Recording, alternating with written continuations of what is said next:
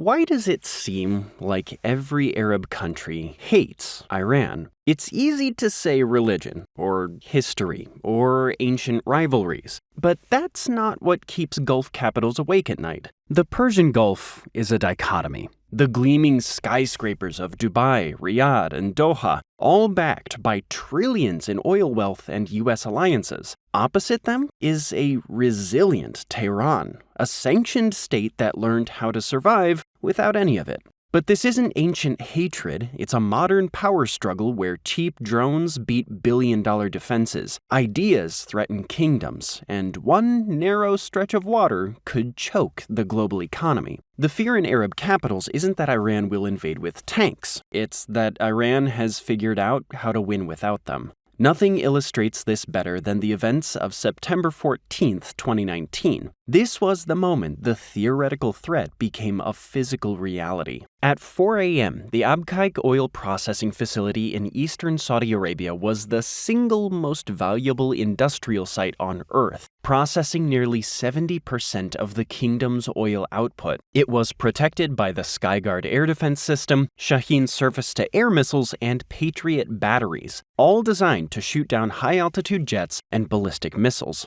Minutes later, the facility was struck by a swarm of low-flying drones and cruise missiles. In less than 20 minutes, half of Saudi Arabia's oil production was taken offline. 5% of the global oil supply disappeared in a plume of black smoke. The attack was claimed by rebels in Yemen, but intelligence assessments from Washington and Riyadh pointed directly to Iran. It was a harsh moment of realization. Saudi Arabia had spent hundreds of billions on defense, and it didn't matter. This wasn't about oil, it was about vulnerability. The Arab states are built on a fragile model. Their power comes from stability, uninterrupted oil exports, calm markets, foreign investment, and secure shipping lanes. Their cities sit exposed on coastlines. Their water comes from desalination plants. Their wealth flows through choke points. Iran is built differently. Decades of sanctions and isolation have forced it to become self-reliant. It does not rely on foreign investment or tourism.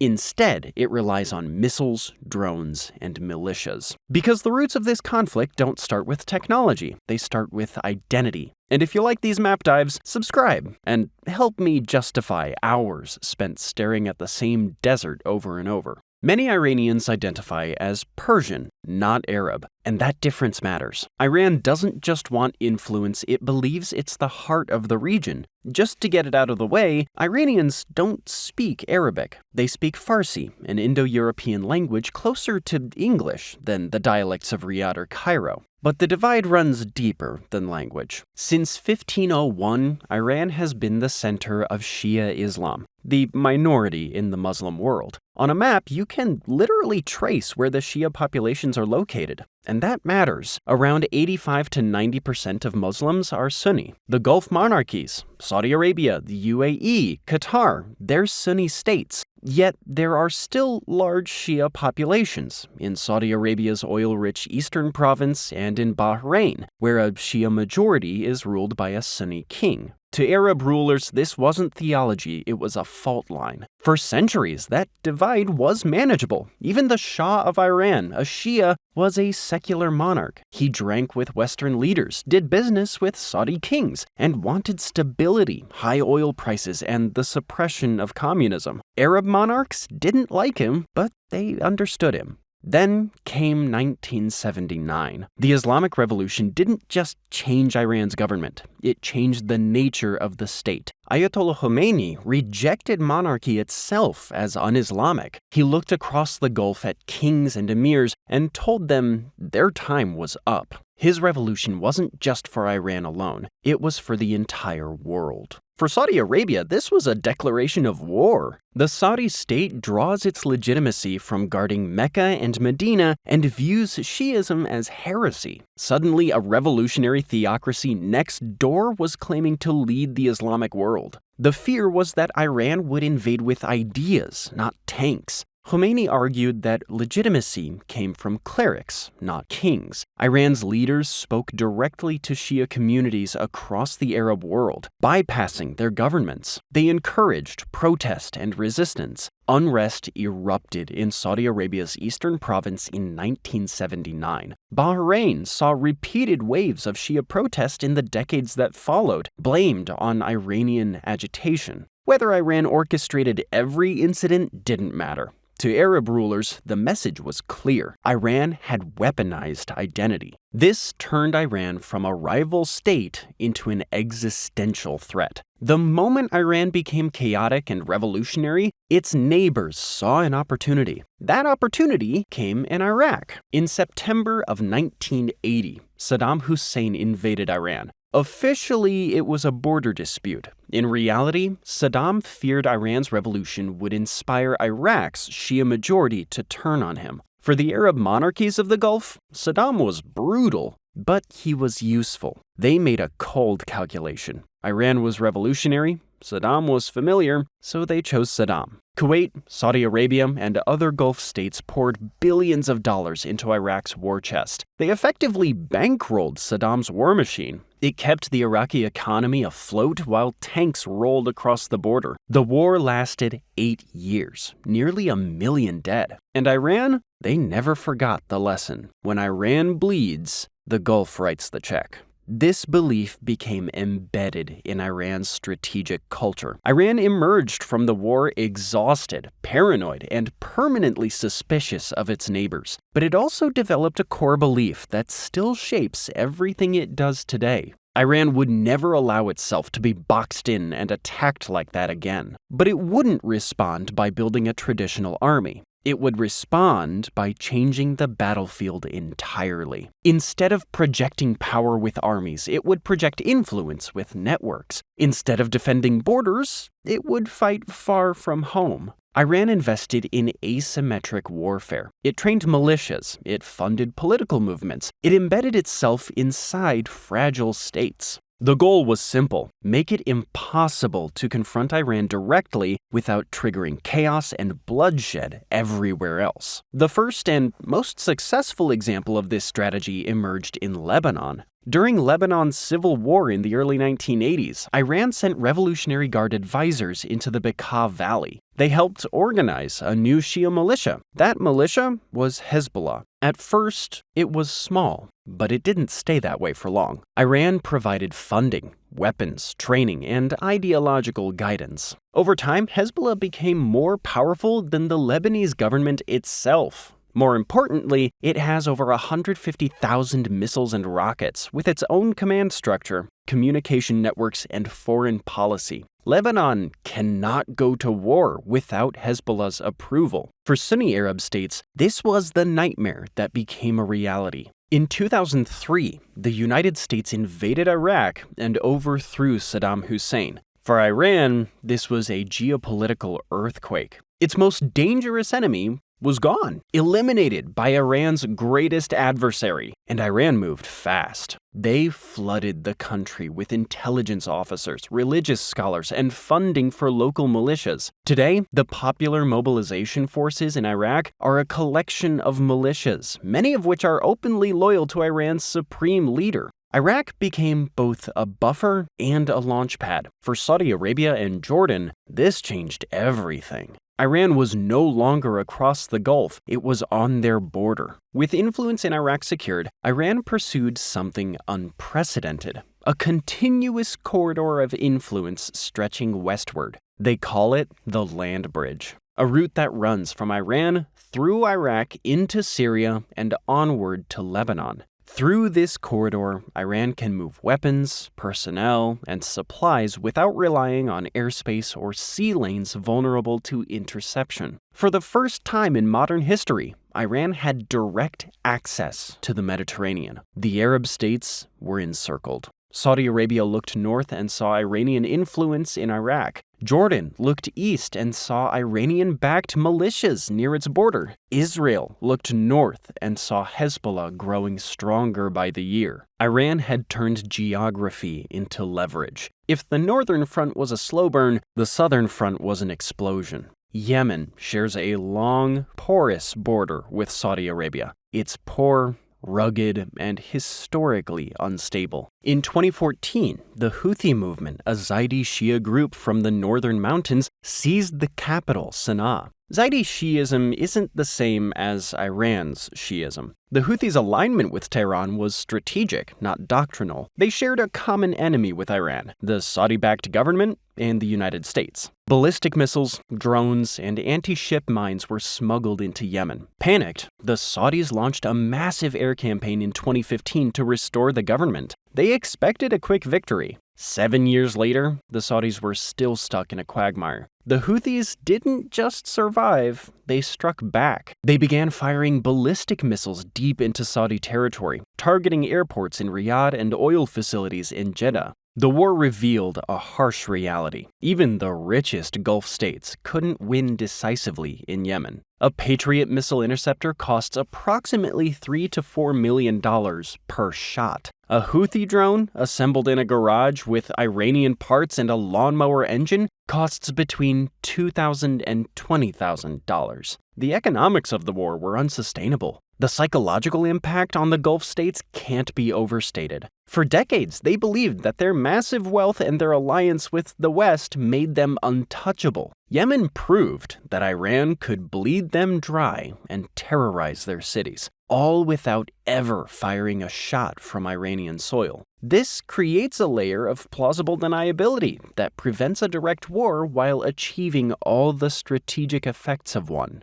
If a missile hits a Saudi oil refinery, Iran denies involvement. They claim it was a local Yemeni resistance action. The world knows the technology came from Tehran, but without hard proof, it's difficult to launch a full-scale invasion of Iran in response. This isn't just a military alliance, it's a demographic weapon. The Arab states look at their own populations and see potential fractures, an internal threat. Bahrain, a Shia-majority island ruled by a Sunni monarchy, embodies that fear. In 2011, protests erupted demanding reform. The Gulf Cooperation Council didn't see a domestic movement. They saw an Iranian plot. Saudi tanks rolled across the King Fahd Causeway to crush the uprising. Whether Iran was actually involved mattered less than the fear that it might be. Every protest in Saudi Arabia's eastern province or unrest in Kuwait is viewed with the same optics. This is the encirclement.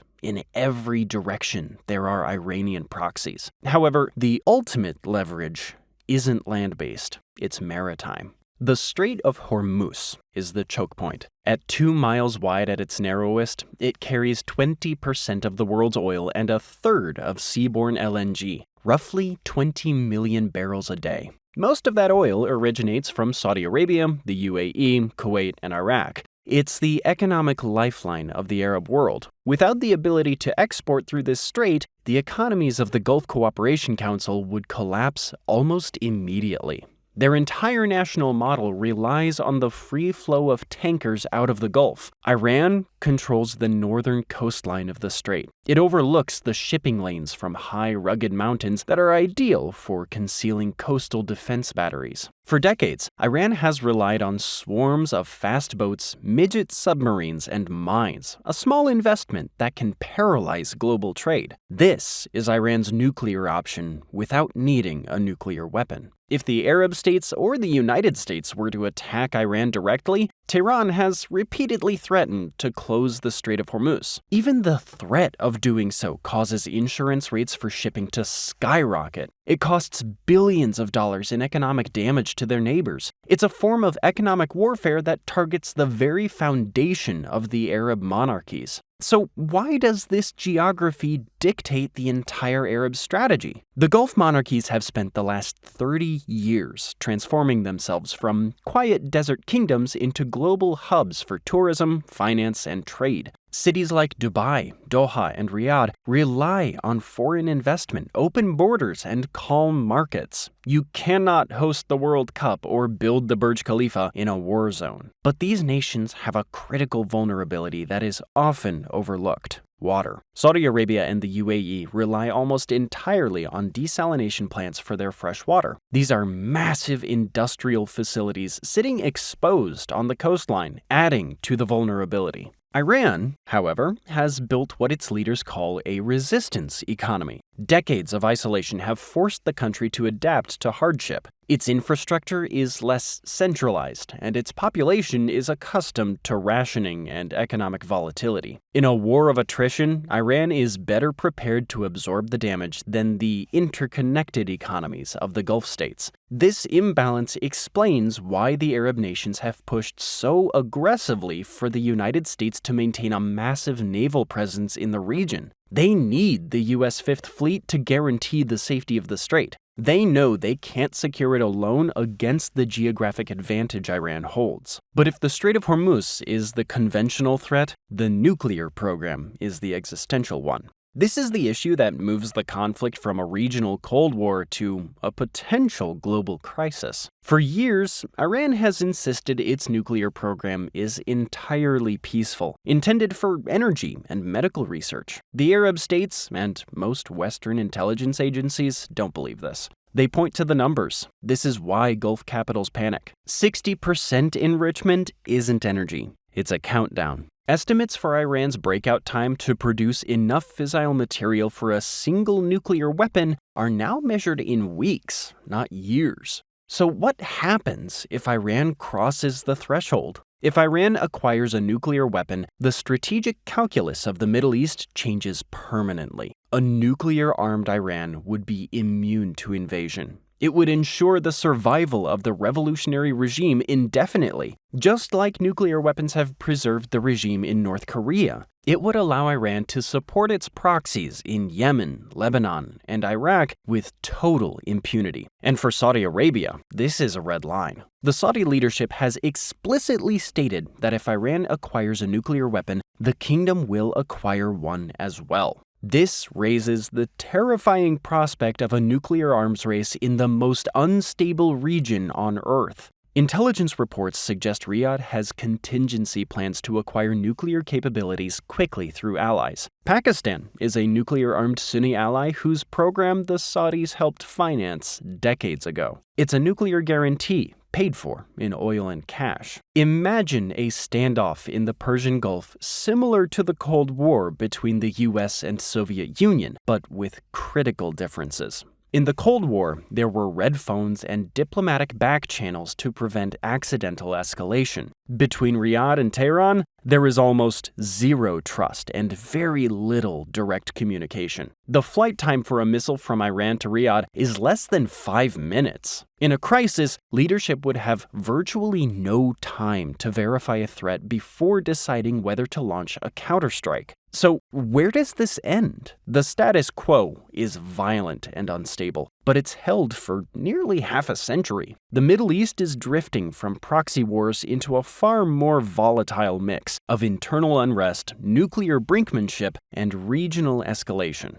The first pressure point is inside Iran itself. Many Arab states are quietly betting not on war, but on a regime change. The protests that swept Iran in 2022 and 2023 exposed a deep fracture in the Islamic Republic. A younger generation, born long after the 1979 revolution, has no attachment to the ideology of the state. They're tired by the corruption, strict religious enforcement, and watching the national wealth flow to militias in Lebanon and Yemen, all while inflation wipes out their savings. Arab media networks and social media platforms hope the domestic unrest will weaken Tehran's ability to act regionally. But that strategy comes with risk. A wounded regime is a dangerous one. If the leadership in Tehran feels its power slipping, it may decide that a foreign conflict is the only way to unite the country. The second possibility once seemed unthinkable. In March of 2023, Saudi Arabia and Iran restored diplomatic ties, with Beijing rather than Washington as the mediator. Embassies reopened. The tone softened, but few see this as peace. It's more like a pause. Saudi Arabia is undergoing an economic transformation. Vision 2030 is pouring billions into projects like NEOM and hosting major sporting events. But you can't attract tourists if missiles are flying overhead. Iran, meanwhile, is suffocating under sanctions and needs regional trade to stay afloat. Both sides are buying time, not abandoning their strategies. The proxy networks, the sectarian narratives, and the nuclear centrifuges remain. Which leaves the third, and most likely, outcome, a structural Cold War that never truly ends. The hostility toward Iran isn't just about sect or ethnicity, it's about intent. The Arab monarchies are status quo powers. They want stable borders, open shipping lanes, and the map to remain intact. Iran is a revolutionary power. It wants to redraw the map and establish a new order with Tehran at its center. As long as that belief endures, and as long as global energy flows through a narrow stretch of water, the rivalry will persist. Until it doesn't. One miscalculation in the strait, one strike that can't be denied, and the whole region can light up. Thanks for joining me today. I hope you enjoyed the video, and if you want to see more videos like this, then please consider subscribing and turn on notifications. It really does make a difference. Thanks again, and I'll see you next time on MatPack. NASA has been watching the US from space, and it spotted something we'd miss standing on the shoreline. America isn't running low on water. Parts of the country are quietly losing the plumbing that keeps lakes alive. And the worst part is, the law is supporting it. And here's the scary part. Even when the rain comes back, the lakes won't. 41 lakes have vanished in 20 years, and the thief isn't where you'd look, but more on that shortly. It would be easy to frame this vanishing water desert problem, confined to the dry, dusty corners of Nevada and Arizona, but that would be wrong. This isn't an isolated issue. Lakes are disappearing in the southeast and the Midwest of the country as well. The geography of the country is changing in ways most people don't notice. But this isn't just a drought. A drought ends. Rain returns. This is something different. The first step in understanding this collapse is realizing that most of the lakes under threat were never natural to begin with. Take a look at a map. The blue splashes suggest a permanent body of water. But a map doesn't tell the history of the dirt underneath. The reality of American geography is that the last century was spent building a synthetic water landscape, and now that landscape is starting to crack. Take Lake Mead and Lake Powell, for example. Technically, they aren't lakes. They're tanks. They're massive, artificial storage facilities carved from rock by dynamite, concrete, and political will. They exist only because pumps and rivers push water in. When the river flow drops, even slightly, these systems have no backup. A reservoir usually fails all at once. In the southeast, Lake Lanier, created by the Army Corps of Engineers in the 1950s, supplies Atlanta. There's nothing natural about it. It sits on a pipe. But real lakes have a backup built into the system. Tulare Lake in California serves as a warning. You might not know the name, because for most of modern history, it hasn't been there. But in the mid-1800s, it was the largest freshwater lake west of the Mississippi River. It was a giant natural wetland system bursting with life. So what happened? Settlers didn't like where the water was. They wanted farmland. In the late 1800s, they systematically drained it, building canals and diverting the rivers that fed it. They dried it out to plant crops. Today, Tulare Lake only reappears during rare, extreme storms, rising up from the dirt to flood the farms that replaced it. It's a zombie lake, rising occasionally to cause carnage. But the real disaster isn't happening where it can be seen. The real crisis is happening beneath the soil. Beneath the United States lies a hidden network of aquifers, giant underground sponges holding water that fell as rain thousands of years ago. For decades, farmers and cities drilled wells and pumped it up. Now, humanity is draining them faster than nature can refill them. This is the groundwater time bomb. And that's the thief I mentioned earlier. Not the sky, not the sun, but the pump beneath your feet. In just 20 years, farmers pumped out enough water to supply California for nearly a year. Since 1900, enough water has been drained to fill Lake Erie twice. This isn't just extra water disappearing, it's how lakes vanish.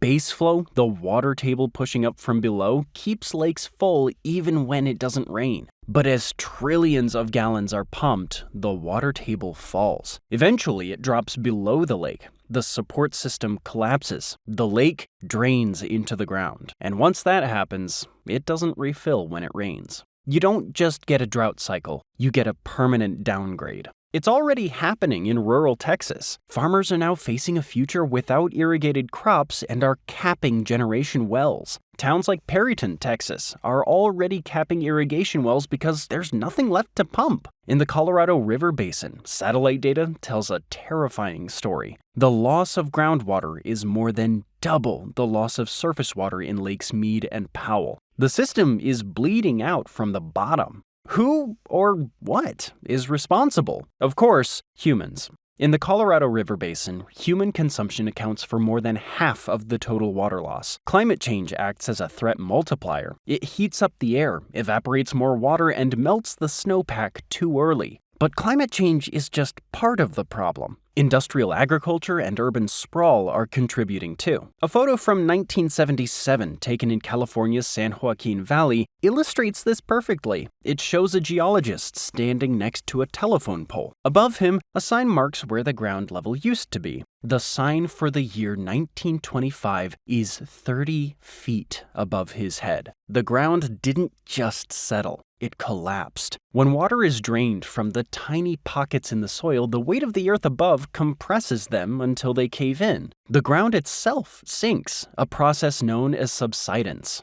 In some parts of America, the land is sinking a foot every year. This slow-motion failure is shattering the infrastructure built on top of it. It snaps well casings. It cracks the concrete lining of canals. Underground water pipes are shearing off. Bridges and highways are developing deep cracks in their foundations. In Houston, Texas, extensive groundwater pumping caused the city to sink by several feet over the last century. This changes the physics of the city. It twists the slope of sewage lines, causing waste to back up. It changes the flood maps. Neighborhoods that used to be above sea level have physically dropped down. And when the next hurricane hits, it could be catastrophic. The cost to fix this invisible damage is already in the billions, a hidden tax everyone is paying for water mismanagement. But what about the rain? What about the snow? This is the most confusing part of the crisis. Lakes are shrinking even in years with heavy rainfall. In 2023, the West was hammered by massive storms. Record amounts of rain and snow fell. Lake Powell and Lake Mead rose a few feet, but those gains were temporary. Cities, farms, and factories sucked that new water up instantly. The long-term trend line didn't change. It kept pointing down. In the Great Lakes region, winter is becoming a problem. The lakes are warming, which means less ice forms. Ice acts like a protective lid, slowing evaporation. Without that shield, dry winter winds sweep across open water, pulling moisture from the lakes around the clock. Even heavy snow can't make up for the loss. These lakes can lose more water to the air than they gain from snowfall. In Florida, the situation is even more paradoxical. Lake Okeechobee sits at the center of the state as a massive reservoir of water. But during the rainy season, engineers deliberately dump billions of gallons into the ocean. They send billions of gallons rushing to the sea to protect sugarcane fields and nearby cities.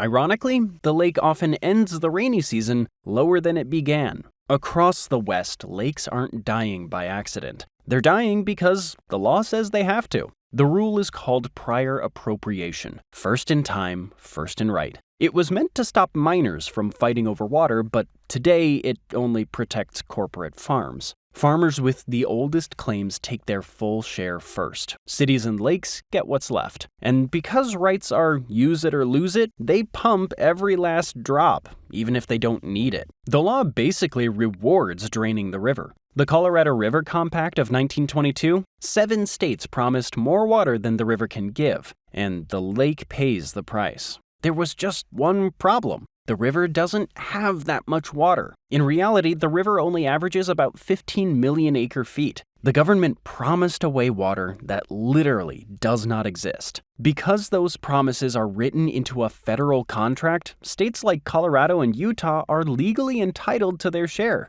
They divert the water upstream, and downstream Lake Mead is being starved to death. Nowhere is this trap more obvious than in Utah. The Great Salt Lake decline can be measured in feet. In the mid-1980s, the lake was healthy, sitting at an elevation of just over 4,200 feet and covering 3,300 square miles. It was a vast inland sea. By November of 2022, the lake hit a historic low, dropping more than 24 feet. In less than 40 years, it's lost 73% of its water volume. So where did the water go? More than 60% of the water diverted from the lake goes to a single crop, alfalfa hay. Alfalfa is thirsty. It requires flood irrigation. And because alfalfa farmers hold senior water rights dating back to the 1800s, they can keep flooding their fields while the lake disappears just a few miles away. The law protects the crop,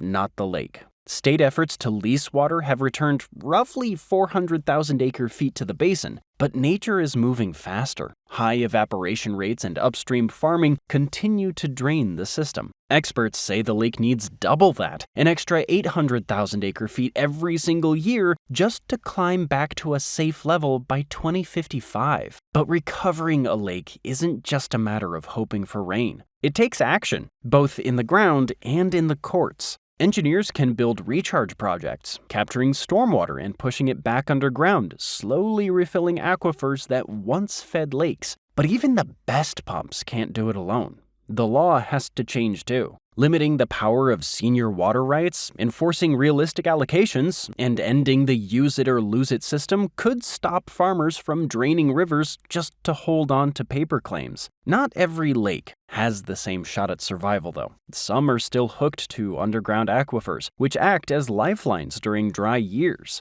Others sit entirely within one state, where rules can actually be enforced. Multi-state lakes, on the other hand, face a tangle of competing claims. We can ultimately imagine lakes in three fates. Doomed lakes are cut off from their aquifers, straddling state lines with no legal protection. At-risk lakes have a fighting chance. They're partially connected to aquifers and under local control, but saving them will take major effort. Savable lakes are the lucky ones, fully connected to groundwater, governed locally, and protected by enforceable water cuts and active recharge projects. And if draining rivers wasn't enough, we're exporting the water too. When the U.S. exports a crop, it isn't just shipping food. It's shipping the water it took to grow it. In the American West, billions of gallons flow overseas to countries that have already drained their own aquifers. Saudi dairy giant Almarai bought thousands of desert acres in Arizona, not for the view, but for crops. With almost no water loss, Almarai drills deep wells, pumps freely, and ships U.S. water abroad. And they're not alone. Foreign corporations are buying American land just for the water rights, and they know exactly what they're doing. We spent decades treating oil like a strategic resource, but we're letting foreign corporations mine our groundwater with almost no oversight. So what happens when a lake dies? It doesn't just leave a hole in the ground. It leaves a bomb. California provides a dark preview with the Salton Sea. Created by accident in 1905 when an irrigation canal broke, it became a thriving ecosystem. For decades, it drew tourists and served as a crucial stop for millions of migratory birds. And then, the region grew thirsty. San Diego and the Coachella Valley needed water. In the 1990s and 2000s, policymakers made a choice. They diverted the flows that fed the Salton Sea to the cities instead. The sea began to shrink. Its salinity doubled the oceans. The fish died, and then the birds did too. It became a sacrifice zone, legally abandoned, but the sea is fighting back. As the water recedes, it exposes the lakebed. This isn't just mud. It's a toxic mix of a century of farm runoff full of pesticides, arsenic, and heavy metals like selenium. When the wind blows across the cracked earth, it picks up this toxic dust that sweeps into the towns nearby, where asthma rates are skyrocketing. And now, people are starting to panic. There's a growing narrative. If the Southwest dries up, just move north. But the data tells a different story. Even in the wet, cold north, lakes are disappearing. In the deep woods of Wisconsin and Minnesota, small lakes are vanishing. Why? Farms next door. Industrial potato and corn operations are pumping massive amounts of groundwater. The numbers are alarming. In southwest Kansas, the Ogallala Aquifer fell more than 1.5 feet in a single year. Northwest Kansas saw another foot of loss. This isn't just decline, it's acceleration, signaling a potential collapse. and it's happening faster than the models predicted. As the water gets deeper, it gets harder to reach. Farmers are forced to drill deeper wells, costing upwards of $50,000 just to chase the retreating water. But money can't fix the geology. In the Texas Panhandle, wells are already hitting the intake limits. They're sucking up mud. At this rate, nearly 40% of the usable water in key areas will be gone within a generation, and the economic stakes are terrifying. Experts predict that within 50 years, 70% of the aquifer will be totally useless. When that happens, the climate haven of the Midwest will collapse. The cities built on that water will turn into ghost towns. The population will be forced to migrate again. The United States is entering a new era. The map is being rewritten. The country is moving toward a two-tier geography. There will be places that have water and places that don't. The difference won't be about rain. The survival of a city will depend on whether it sits on the right side of the pipe. Look at the power grid for another example. The Hoover Dam provides electricity to millions across Nevada, Arizona, and California. But it has a weakness. It needs pressure. As Lake Mead drops toward a dead pool, the level where water can no longer flow, the turbines slow. The dam is already producing 20% less power than it used to. If the water hits 950 feet, the turbines stop. The lights go out. Government projections for 2026 show Lake Mead hovering just over 1,000 feet. It sounds like a lot, but in a dam's life, it is critically low. One bad winter, one multi-year dry spell, and the dead pool becomes reality. While politicians fight over paper rights, the physics of the river are taking over. Millions of people balance on a knife's edge. Utilities scramble. Coal and gas plants need water. Losing water costs energy. Making energy costs water. The impact spreads. 30% of all U.S. crops rely on the Ogallala Aquifer. As it dries, food prices spike.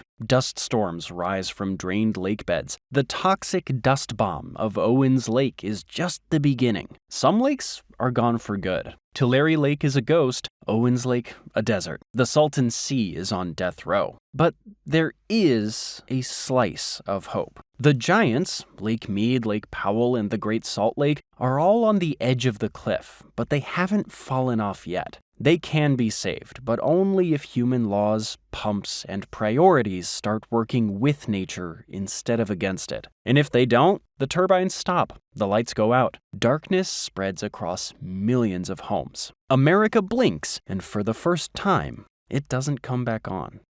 Thanks for joining me today.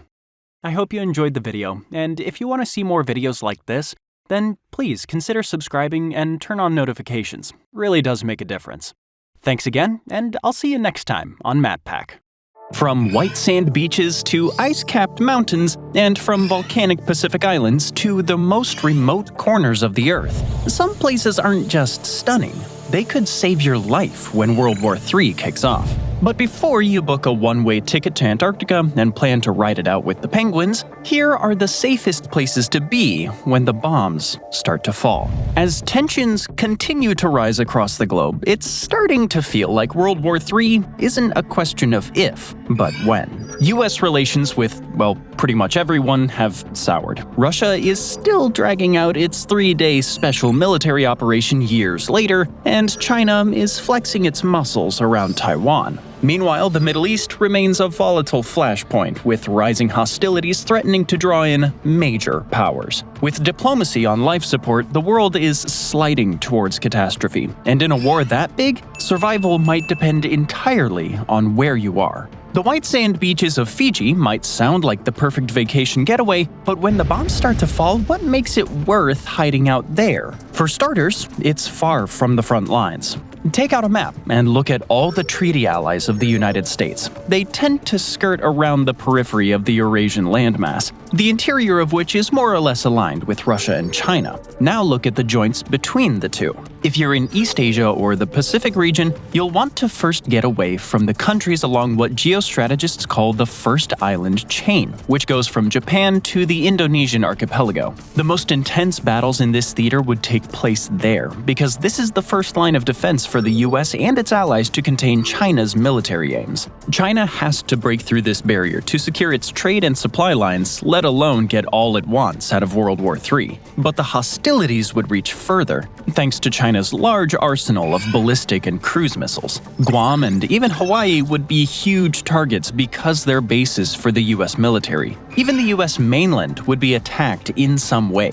Oh, and get away from the Korean peninsula too, for obvious reasons. But Fiji is far from the front lines and far down on the list of targets. Although it has close ties to Washington, no one would bat an eye if Suva declared its neutrality, at least at first. After all, its military only has about 4,000 individuals with a reserve force of 6,000 personnel. In terms of distance, Australia is the closest of the belligerent powers, and it's almost 2,900 miles, 4,600 kilometers away. So you have distance on your side. That's one major World War III survival category that Fiji fulfills. But what about the other? You'd have plenty to survive on out here. Fiji has about 300 islands in its total territory, so you can cruise around and enjoy catching the abundant fish. Fishermen catch over 36,000 tons of them every year, and there are over 1,300 species in Fiji's fisheries to choose from. But if you do get tired of seafood, Fiji has almost 77,000 hectares of arable land, and it grows some pretty diverse stuff. Common crops include bananas, potatoes, coconuts, pineapples, and kava. The Fijians also like to take the root of this plant and make it into a recreational drink, similar to alcohol. Parts of the country get enough rainfall to support plenty of poultry, pigs, and cattle. Also, there's a whole lot of sugarcane and even chocolate to satisfy even the sweetest of teeth. And Fiji doesn't have resources that a belligerent great power would be interested in, at least at first. That phrase might have tipped you off to something. Fiji isn't foolproof as a hiding place, so don't get comfortable in that hammock just yet. If the war ended in short order, it likely wouldn't see much action, but the unpredictability of a long war means Fiji will have some drawbacks. Take another look at the First Island Chain. If the United States and its allies win there, you probably wouldn't have much to worry about. But if China, North Korea, and whatever allies they can call on manage to break through at least part of this line, Fiji is getting closer to the danger zone. Further east from Japan is the second island chain, and the next stop along the way is the third island chain, from the Aleutians in Alaska down to New Zealand. The US and its allies would retreat here to keep China further at bay if things went really poorly, and that line runs right through parts of Fiji. And if the war gets messy, by World War III standards, there are some things in Fiji that could prove useful after all, to a warring power under extreme stress. Things like timber, precious metals, and copper, plus the potential for offshore oil in Fiji's exclusive economic zone. So Fiji's pretty safe, but after hearing that, you might want a tropical getaway that could be even safer. How about Tuvalu? It's 1,000 miles, 1,600 kilometers to the north, so it'll be even further away from any major battleground, at least in the war's opening phase. It also has most of the other things you could want on a World War III survival list. Like Fiji, it doesn't have any treaty alliances, so it's likely that no one would mind too much if it suddenly made like Switzerland and declared neutrality, especially because it only has a population of about 10,000 people and a total area of about 10 square miles, 25 square kilometers. Good for 192nd in the world. The place is densely packed, though, at just under 1,100 people per square mile, 423 per square kilometer. So you better make sure you get along with your new neighbors. And if you can, there's plenty to sustain you here. As you might have guessed, there's a lot of fish to go around in Tuvalu. 42% of the country's people are directly involved in the fishing industry. Its exclusive economic zone at sea is 34,000 times larger than its land area, so there are plenty of places for you to go cast your lines. Tuna species represent 90% of the total catch, but there are 194 species in total. On land, coconuts are plentiful, but since there's fewer natural resources to go around than on Fiji, your diet probably won't be as diverse. We'll let you decide whether it's more important to have a little more safety in exchange for a more routine plate on your table. At least you won't ever have to worry about running out of fresh water, and fewer resources means even less of a reason for the warring powers to take an interest in this place. But even Tuvalu isn't completely off the Annihilation chessboard. Its geography and political ties could put it in harm's way if things get messy. Though it's not a formal ally, it maintains close relationships with the United States and Australia. It's also one of the few countries that still recognize Taiwan over the People's Republic of China, something that definitely doesn't sit well with Beijing. It's also just past the second island chain, so it's a bit of a weather vane for how the war as a whole would be going. If Tuvalu stays as it is now, the strategy to contain China is probably working. If Chinese planes are a routine sight in the skies and ships are moving around offshore, it's a sign that you should book a flight to somewhere else. The last thing you'd want to be is trapped behind Chinese lines in World War III. If Chinese hardware becomes a routine sight near Tuvalu, you can try retreating further south, to the end of the second island chain in New Zealand. On paper, this looks like it wouldn't be such a great choice. Aside from being in the island chain, New Zealand is a treaty ally of the United States. Even so, the country isn't likely to be a major player in the war. It has a small military at only about 15,000 people, according to its parliament. Even under wartime stresses, it wouldn't be able to contribute a whole lot more. Its total population is only a little over 5 million people, with only about 1.8 million considered fit for military service and 62,000 reaching military age every year. Sure, New Zealand could see a missile or two coming its way in the event of a full mobilization, but if we were China or North Korea, we would want to use those on more important targets. We'll explain more on that in a moment. It might sound strange, but the American homeland is more likely to get hit by those missiles than New Zealand is. Geography gives New Zealand some critical advantages. It's over 1,000 miles, 1,600 kilometers southeast of Australia, putting it far from most conflict zones. Strategically, its only real military value would be as a point to cut off supply lines between the United States and Australia, something the Japanese attempted in World War II, but even they couldn't reach this far. China has even less experience projecting power at such colossal distances, so we're betting that New Zealand won't be a high-priority target even if the war goes to their liking. So New Zealand passes the first test, despite its likely belligerent status. What about survival? The first thing you should do is look at the sheep. New Zealand is a country of sheep. Literally. In 2022, there were 25.3 million sheep in the country, about 5 sheep for every person. That's the lowest ratio in 170 years. But who's counting sheep during World War III? There's more important things to worry about, like mutually assured destruction. The abundant sheep means there's a ready protein source for you to survive on. But it's not just about the food you eat. World War III would disrupt global supply chains, and by disrupt, we mean completely blow up. But at least you'll have clothes on your back. And unless sheep become a strategic military target, you'll have a lot of wool to make textiles with. The sheep are just part of a sprawling agricultural sector, too. New Zealand is self-sufficient when it comes to food production. However, in 2022, only 2% of New Zealand's total territory was arable land. If you can't stomach eating those cute little sheep, you don't need to worry. The farms here produce things like oats, wheat, barley, corn, peas, lentils, canola, and clovers. New Zealand is also an island nation, which means there's a lot of fish for you to catch too. You can enjoy the abundance of kingfish, snapper, yellowfin tuna, Chinook salmon, and too many others to name. So what would the drawbacks be? Aside from it being involved in the network of alliances that helped lead to this catastrophe, New Zealand has resources that a warring power would want. There's gold, silver, coal, oil, natural gas, iron ore, and so on. It's likely that a victorious China would demand these in the form of tribute rather than spend its own resources occupying a country as far away as New Zealand. But stranger things have happened. Still, when it comes to the Pacific region, this is probably the safest and most comfortable place for you to be. But it's called World War III for a reason. Emphasis on the word world. With Russia also involved, all of Eastern Europe between the Baltic and the Black Sea would be a major battleground. Anywhere east of Germany would be in huge danger, and just retreating to the west isn't an answer. Take out a map of Europe, and you'll notice a geographical feature that would be of major importance for this war, as it's been for too many other wars in Europe to name. There's a huge stretch of open land that spans most of the continent's length, from the Pyrenees to the Urals.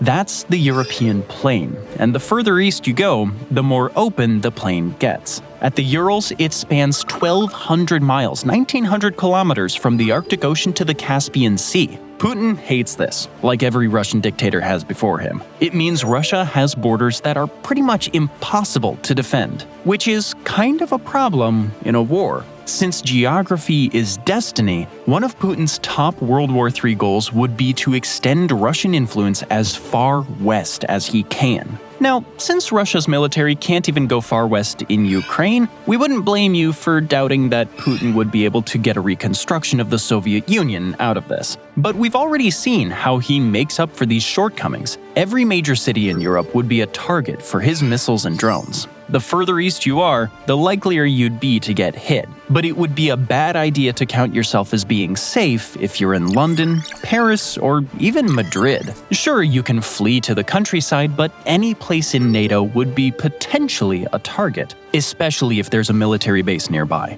Even the east coast of the United States would be a target, or the American heartland for that matter. Russia has decades of experience in choosing potential targets to hit with ballistic missiles in the continental United States. Intercontinental ballistic missiles don't really care about Arctic ice. Most of Europe and the North Atlantic would be unsafe. But what about Iceland? Yes, it's part of NATO, but there's not much it can contribute to the alliance. It doesn't have a standing army or navy. The most it has is a coast guard with small arms, artillery, and air defense radar stations. In fact, Iceland as we know it hasn't ever participated in a war. It has stayed neutral for a millennium, probably because that was the only way such a tiny country could survive.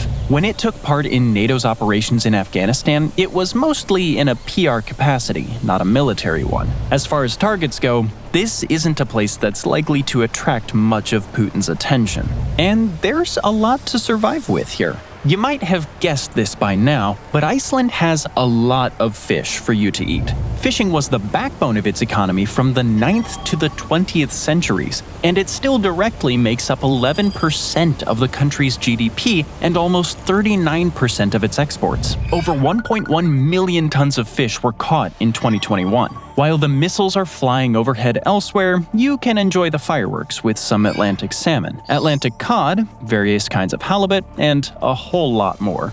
And here's the really great thing. You won't need to rely on imported energy to cook that fish within this world full of blown-up supply chains. Iceland is an energy self-sufficient country. 70% of its energy comes from its hydroelectric power plants, and the other 30% comes from geothermal sources. 90% of the country's households are heated with geothermal water. The country's only energy vulnerability is that it needs to import fossil fuels to use for transport, but that's changing quickly. Iceland is adopting electric cars faster than almost any other country. 85% of the cars sold in Iceland in the first half of 2022 were electric. That was up from the 60% seen in 2021 and the 46% seen in 2020. You'll just be able to plug a car into that geothermal energy grid and soon move along to the next lake to catch your big fish. So, what are the drawbacks when it comes to Iceland? One of them is that even though the island itself is mostly safe, there would be one particular area of interest for Russia.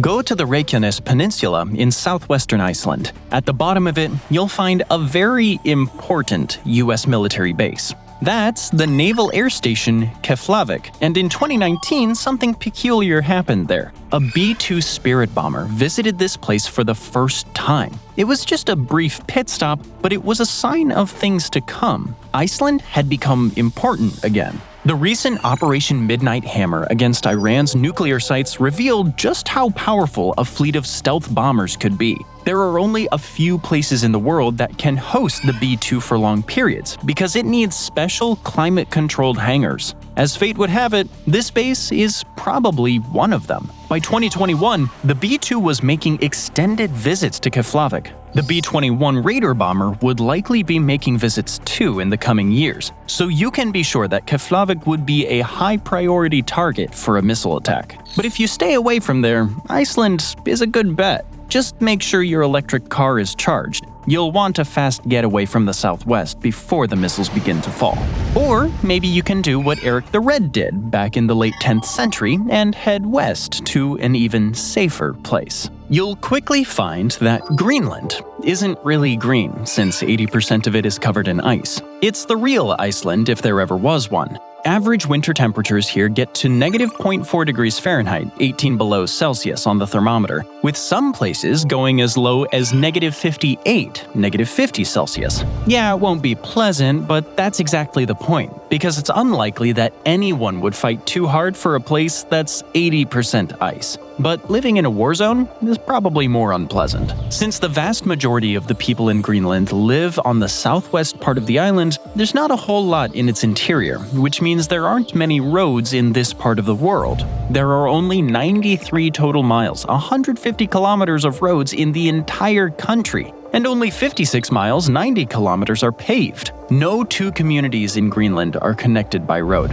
Even the capital, Nuuk, only has 2 traffic lights. That might sound like a hassle, but the point is that targeting Greenland is probably going to be much more trouble than it's worth for any great power at war. Occupying such a place would require a lot of investment. And despite its remoteness, Greenland has many advantages when it comes to survival. It can be completely energy self-sufficient. Its power plants can produce 545 million kilowatt hours, while Greenlanders consume 534.5 million annually. And yes, there's a lot of fish around to eat. The fishing industry makes up about 90% of Greenland's total exports. You can try some of the local halibut, salmon, prawns, cod, crab, and scallops, just to name a few. Common crops include potatoes, tomatoes, cucumbers, cabbage, and the Greenlanders are even experimenting with strawberries. Like New Zealand, there are a lot of sheep around here too.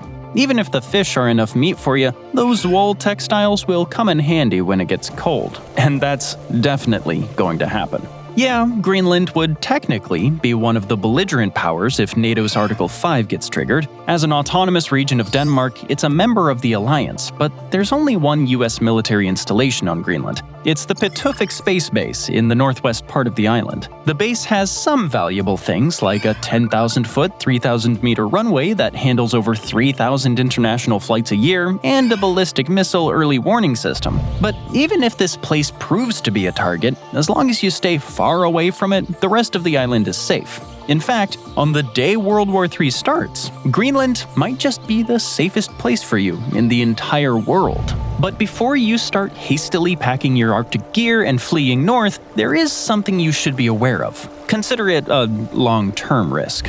To see what we mean, look at a map as you get closer to the Arctic Ocean. You'll notice an almost perfectly diagonal line between Greenland and the United Kingdom, with Iceland right in the middle and Greenland on the left flank. That's the line geographers call the GIUK gap. This line was very important in the Cold War, and it could well be again. To see why, look at it from Russia's perspective. Go further east on the map, to the Russian port of Murmansk, and you'll see one of the many problems with that country's geography. To break out into the open ocean, Russia would need to cross the GIUK line. It's sort of like the first island chain for this part of the world. NATO would want to keep Russia behind that line.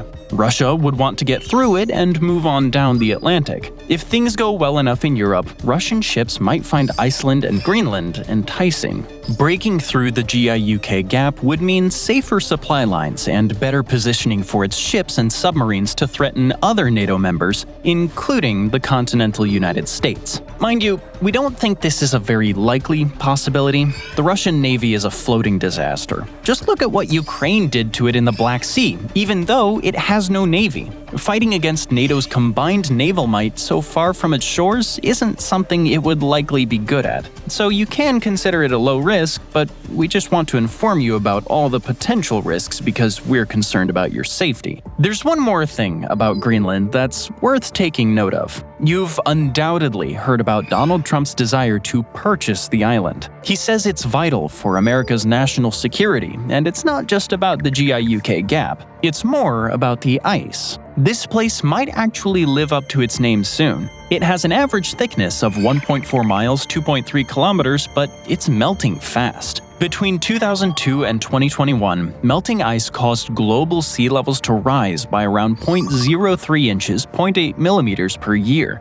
That's 280 gigatons worth every 12 months. And there's a lot of stuff that a warring power would be very interested in buried underneath that ice. There's coal, oil, and natural gas for energy. There's uranium for nuclear materials, thorium for potential next-gen nuclear power plants, lithium for batteries, and rare earth elements that are vital for modern electronic technology like the device you're watching this video on. That also includes military gear, by the way. Good luck building sonars or jet engines without them. If you're keeping this in mind as you make your World War III escape plans, you might want to stay away from the town of Narsak. It's estimated to hold a whopping 25% of the world's total rare earth reserves. In 2022, investors estimated the value of Greenland's rare earths at $320 billion.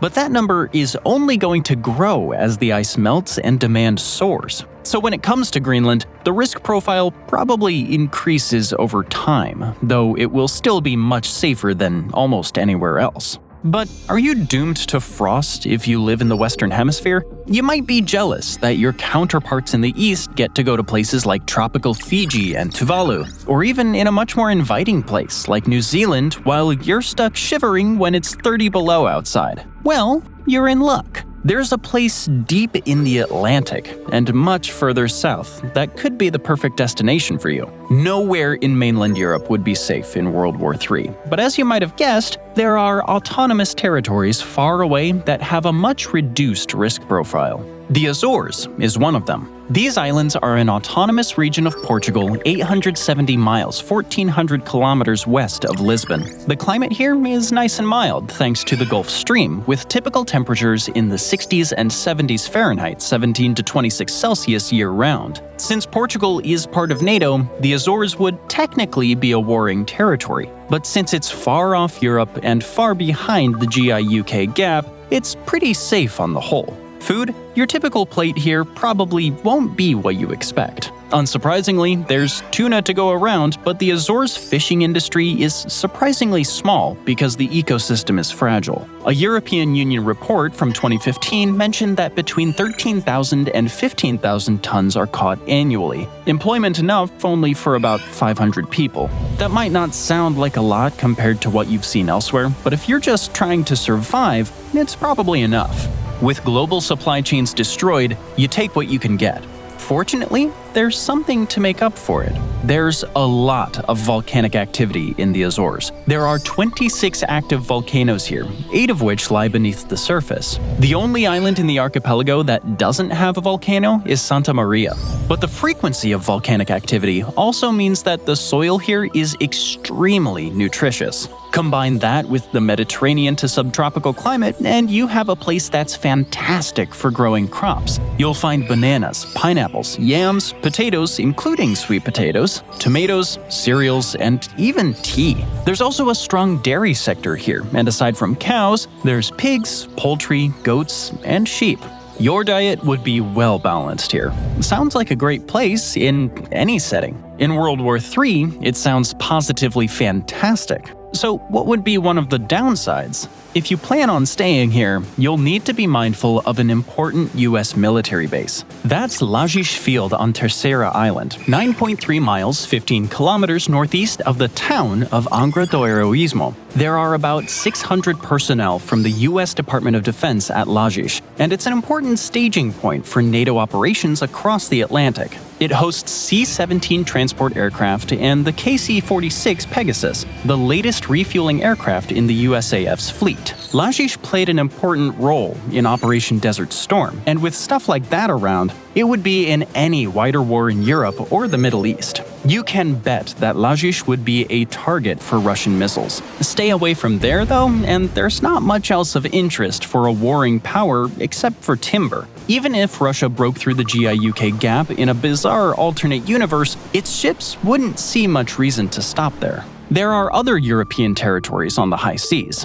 Further south lie the Canary Islands, which are part of Spain. In terms of climate, this might be the best place in the world. Hey, one of the major tourist sites says so must be true, right? If you like soaking up the sun, preferably with some sunscreen on, you can't go wrong here. The Canaries get 3,000 hours of sunlight a year, more than any other place in Europe. Typical temperatures are in the 60s and 70s, 17 to 26 Celsius year-round. But what can you survive on out here? The Canaries grow more bananas than you'll ever want to eat. Over half the bananas eaten in Europe come from here. There are also potatoes, tomatoes, cucumbers, green beans, and vineyards if you don't want to give up your wine or if you just want to eat grapes. You can also try some of the world's most renowned goat cheese, the mojorero. It comes from the island of Fuerteventura, which is arid and volcanic but perfect for goat pasture. And the island of Tenerife has more fishing guilds than any other place in Spain. That's because the Canaries are known for their big game fish.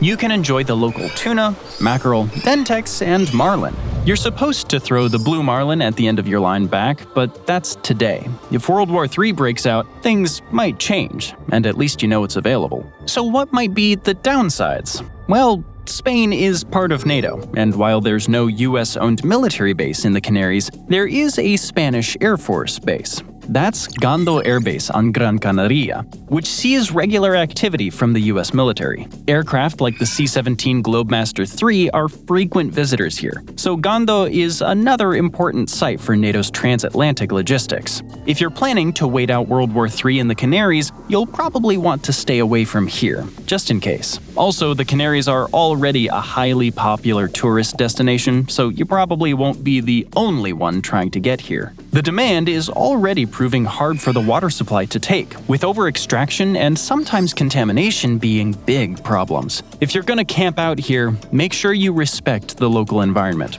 In World War III, you might not be able to have that daily shower. Hey, it's better than getting vaporized though. But World War III wouldn't be limited to Europe and East Asia. You can bet that the Middle East would see fighting too. The always troubled crescent between the Persian Gulf and the Mediterranean Sea would witness the worst of it. That's where the region's major powers of Iran, Israel, and Turkey would find the most reason to come to blows. What should you do if you're unfortunate enough to be here? Maybe try to get to Egypt? Egypt isn't the best bet. It has the strongest military in Africa and close ties with Washington. Even if it decides to stay neutral, it hosts one of the world's most strategically important spots, the Suez Canal, which has been the objective of warring parties in the past, and it wouldn't escape now. So if you're going to the African continent, the entire Mediterranean coastline would be in danger. Instead, you'll want to head south. The further south you go, the further away from the great powers you'll get. Africa would see its intrigues in World War III. It has a lot of resources that the great powers are interested in, but with so many more urgent priorities in the oceans and on the Eurasian landmass, you're unlikely to see military campaigning here, and South Africa would be the furthest away of all. As a part of the BRICS framework, South Africa is generally aligned with China and Russia, but it probably wouldn't want to get involved in a world war so far to the north if it didn't have to. Smart decision, and good for you, because there's a lot of attractive things about this place. If city life is for you, Cape Town would be a good choice. In 2022, there were 4.7 million people in the metro area. It might be one of the safest cities of that size in the world. Well, from war at least. When you get there, you'll be able to enjoy the comfortable Mediterranean climate, with average temperatures getting to about 80 degrees Fahrenheit, 27 Celsius in the summer, and about 55 degrees Fahrenheit, 13 Celsius in the winter. No blazing heat, no bitter frost. What about food? South Africa exported 3.9 million tons of fish in 2019. You can find tuna, cod, catfish, herrings, and so on. South Africa is also one of the world's 10 largest producers of many kinds of crops, including grapefruits, cereals, pears, and crops high in nutritionally rich fiber. The Western Cape, which hosts Cape Town, grows wheat, barley, and oats that contribute over 30% of the country's total agricultural product. Soybeans and sugarcane are also major crops, so you can rest easy that your sweet tooth won't be lacking here. So what might be the drawbacks? Well, South Africa and Cape Town in particular were once strategic hotspots. Before the Suez Canal opened in 1869, the Cape of Good Hope was the way for ships to get between Europe and Asia. Disruptions up north will see increased traffic, which could lead to trouble. We've already seen a dress rehearsal with Houthi attacks in the Red Sea, but the more specific danger would have nothing to do with the war. South Africa has a high crime rate. There are about 58.94 crimes per 100,000 people in this country, and a murder rate of 34 per 100,000 people. In terms of violent crime, it's ranked the third most dangerous country in the world. The power supply also wouldn't be as reliable as a place like Iceland. The national power utility, a company called Exxon, has failed to meet demand since 2007. That means periodic power outages, including up to 12 hours in some places during 2023. It would be even worse in World War III. But if you pick the right spot in Cape Town, you would still be in less danger than you would thousands of miles to the north. So far, we've talked about old world hiding spots. What about the new world? The United States would be targeted, so hiding out there isn't an option anymore. South America is a good bet though. No country here is likely to be dragged into World War III, at least for now. But there are other considerations. You certainly wouldn't want to hide out in Venezuela with its corrupt dictator Nicolas Maduro. You'd also need to consider crime rates. They can be very high in places. Chile is not one of them. There are about 37.55 crimes per 1,000 people in Chile. That's elevated compared to other parts of the world, but it's 10% lower than the United States. Better, there are only 1.7 murders per 100,000 people here, compared to 5 in the United States. Want some other positives? Chile and the United States are generally aligned. There's even a joint base, the Fort Aguayo Naval Base in Concon, but it's a training facility for peacekeeping exercises, not a valuable military target. What's more, Chile's geography makes it almost perfectly suited for surviving World War III. Its coastline of almost 4,000 miles, 6,400 kilometers, is at the southwestern edge of South America. It's almost impossibly far away for any of the major warring powers to reach. The profile gets even better. Chile is sort of like a much more modest version of South Korea. It's emerged from a checkered history of coups and dictatorships to be a vibrant democracy, and corruption here is fairly low. It's ranked 32nd out of 180 on Transparency International's Corruption Perceptions Index. That's higher than any other country in South America except Uruguay, and only 4 spots lower than the United States. Chile is also a fairly well-developed country, with a GDP per capita of $16,700 in 2024. High by the standards of its region. Higher than China, too, for that matter. What can you survive on out here? Plenty of fruit, like grapes, apples, and kiwi fruit. There's also wheat, corn, potatoes, and tomatoes, and Chile is one of the world's biggest exporters of ultra-nutritious blueberries. Cherries, too. Onions and wheat are also staples. Here's where Chile's extreme geography gives it another advantage. It can be so forbidding that common agricultural pests simply aren't a factor, so its farms are always productive. If you're looking for meat, other exported items include poultry, pork, and salmon, and Chile's long coastline pretty much guarantees an abundance of fish. Over 813 species available for small-time fishers to go and catch. The downsides? Chile's fisheries aren't what they once were. Overfishing has led to tighter regulations, which would probably be more important to follow in World War III. Chile also relies on imported energy. It's trying to take steps to be energy independent, with renewables making up 55.3% of its power generation in 2022, but it's not Iceland yet. The following year, it imported 62.3% of its total energy supply. You can live with blackouts, but Chile is also a net food importer. Chile does a really good job with the territory it has, but you can't overthrow nature. In 2022, only 1.7% of the country's territory is arable land. But the game is survival here. With global supply chains up in smoke, the import-export math will change as Chile wisely hoards what it has to itself. With a South American continent most likely to be untouched, markets should do the rest. So you can probably feel good about your choice to spend World War III at a place like Punta Arenas, the world's southernmost city with 100,000 inhabitants. There's sheep and cattle to go by here too, just in case you were worried. So sit back and relax on this gateway to the Antarctic, thousands of miles away from the bombs and the rockets and the bullets, as long as they're not nuclear, that is. In a nuclear winter, you wouldn't be safe, no matter how remote a place you could find. Thanks for joining me today. I hope you enjoyed the video, and if you want to see more videos like this, then please consider subscribing and turn on notifications. Really does make a difference. Thanks again, and I'll see you next time on MatPack.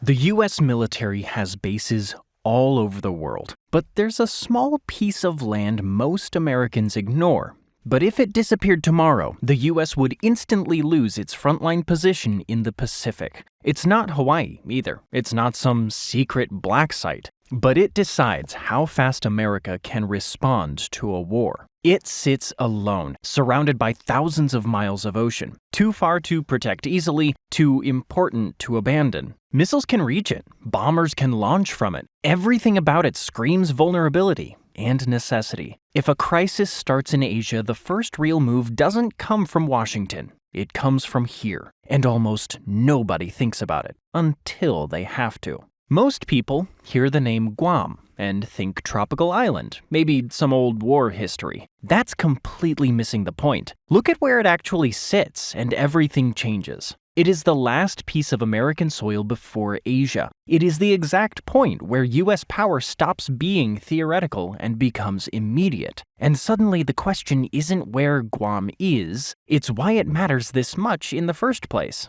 The biggest problem in the Pacific is the distance. Moving an aircraft carrier group from the West Coast takes weeks. Even from Hawaii, it's still days at full speed. That burns fuel, signposts movements, and gives the enemy time to prepare. Guam completely removes that delay. That's what turns geography into leverage, and leverage into something Washington can't walk away from. The island acts like a permanent aircraft carrier that never moves, never needs fuel, and can't be sunk. And beyond distance, there's an even more important advantage: control. The US operates bases in Japan and maintains a presence in the Philippines, but those bases are under the rules of foreign governments. Those governments can impose limits, cause delays, or even block the US from launching attacks. Guam doesn't have those problems. It's 100% American territory. And this is where geography stops being simply interesting and starts becoming dangerous. This right here is uncontested launch authority.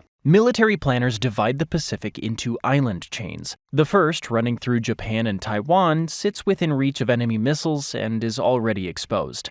Guam anchors the second island chain. It sits far enough back to give early warning, but close enough to strike back immediately, and that balance makes it irreplaceable. This geography is now shaping an entirely new war strategy. Instead of concentrating forces on one location, the US is spreading them out. Smaller islands are being built or restored on neighboring Tinian and Saipan. Guam becomes the hub. Everything else is the spokes. Planes are dispersed, weapons relocated. One target becomes multiple. One missile strike no longer cripples the system. But this power, this strategy, comes with massive investment. and consequences. The government has committed billions of dollars to transform Guam into a front line. Andersen Air Force Base is being rebuilt to survive a direct strike. Electromagnetic shielding, blast-hardened infrastructure, systems designed to keep operating after a missile hits. The facility is covered in electromagnetic shielding to allow it to function after missile strikes or EMP attacks. At the same time, the military is opening Marine Corps Base Camp Blass. It is the first new Marine base in decades.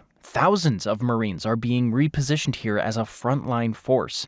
Building here, though, is difficult and expensive. The ground is porous limestone. Runways, ports, and bunkers cost far more than on the mainland. But to the US, that's a price worth paying. The location is worth it. At this point, it stops looking like a base network and starts looking like a permanent forward command for the Pacific. Down at Opera Harbor, the Navy is upgrading infrastructure to support nuclear submarines and large-scale logistics. Crews are building reinforced concrete piers and specialized maintenance docks for Virginia-class nuclear submarines. Ships can now be repaired and redeployed without returning to Hawaii or California. That cuts response time dramatically. Submarines stay in contested waters longer. The fleet stays active longer. But the military isn't the only reason this island has become irreplaceable. The ocean floor around it is carrying something just as strategic as any missile. The ocean floor around Guam might just control the future of the global economy. The island is a major junction for digital traffic across the Pacific Ocean that travels through special fiber optic cables resting at the bottom of the sea. It connects North American data centers to financial hubs in Singapore, Taiwan, and Australia. Skipping the island would slow down high-speed stock trading and military communication too much. If those cables get cut,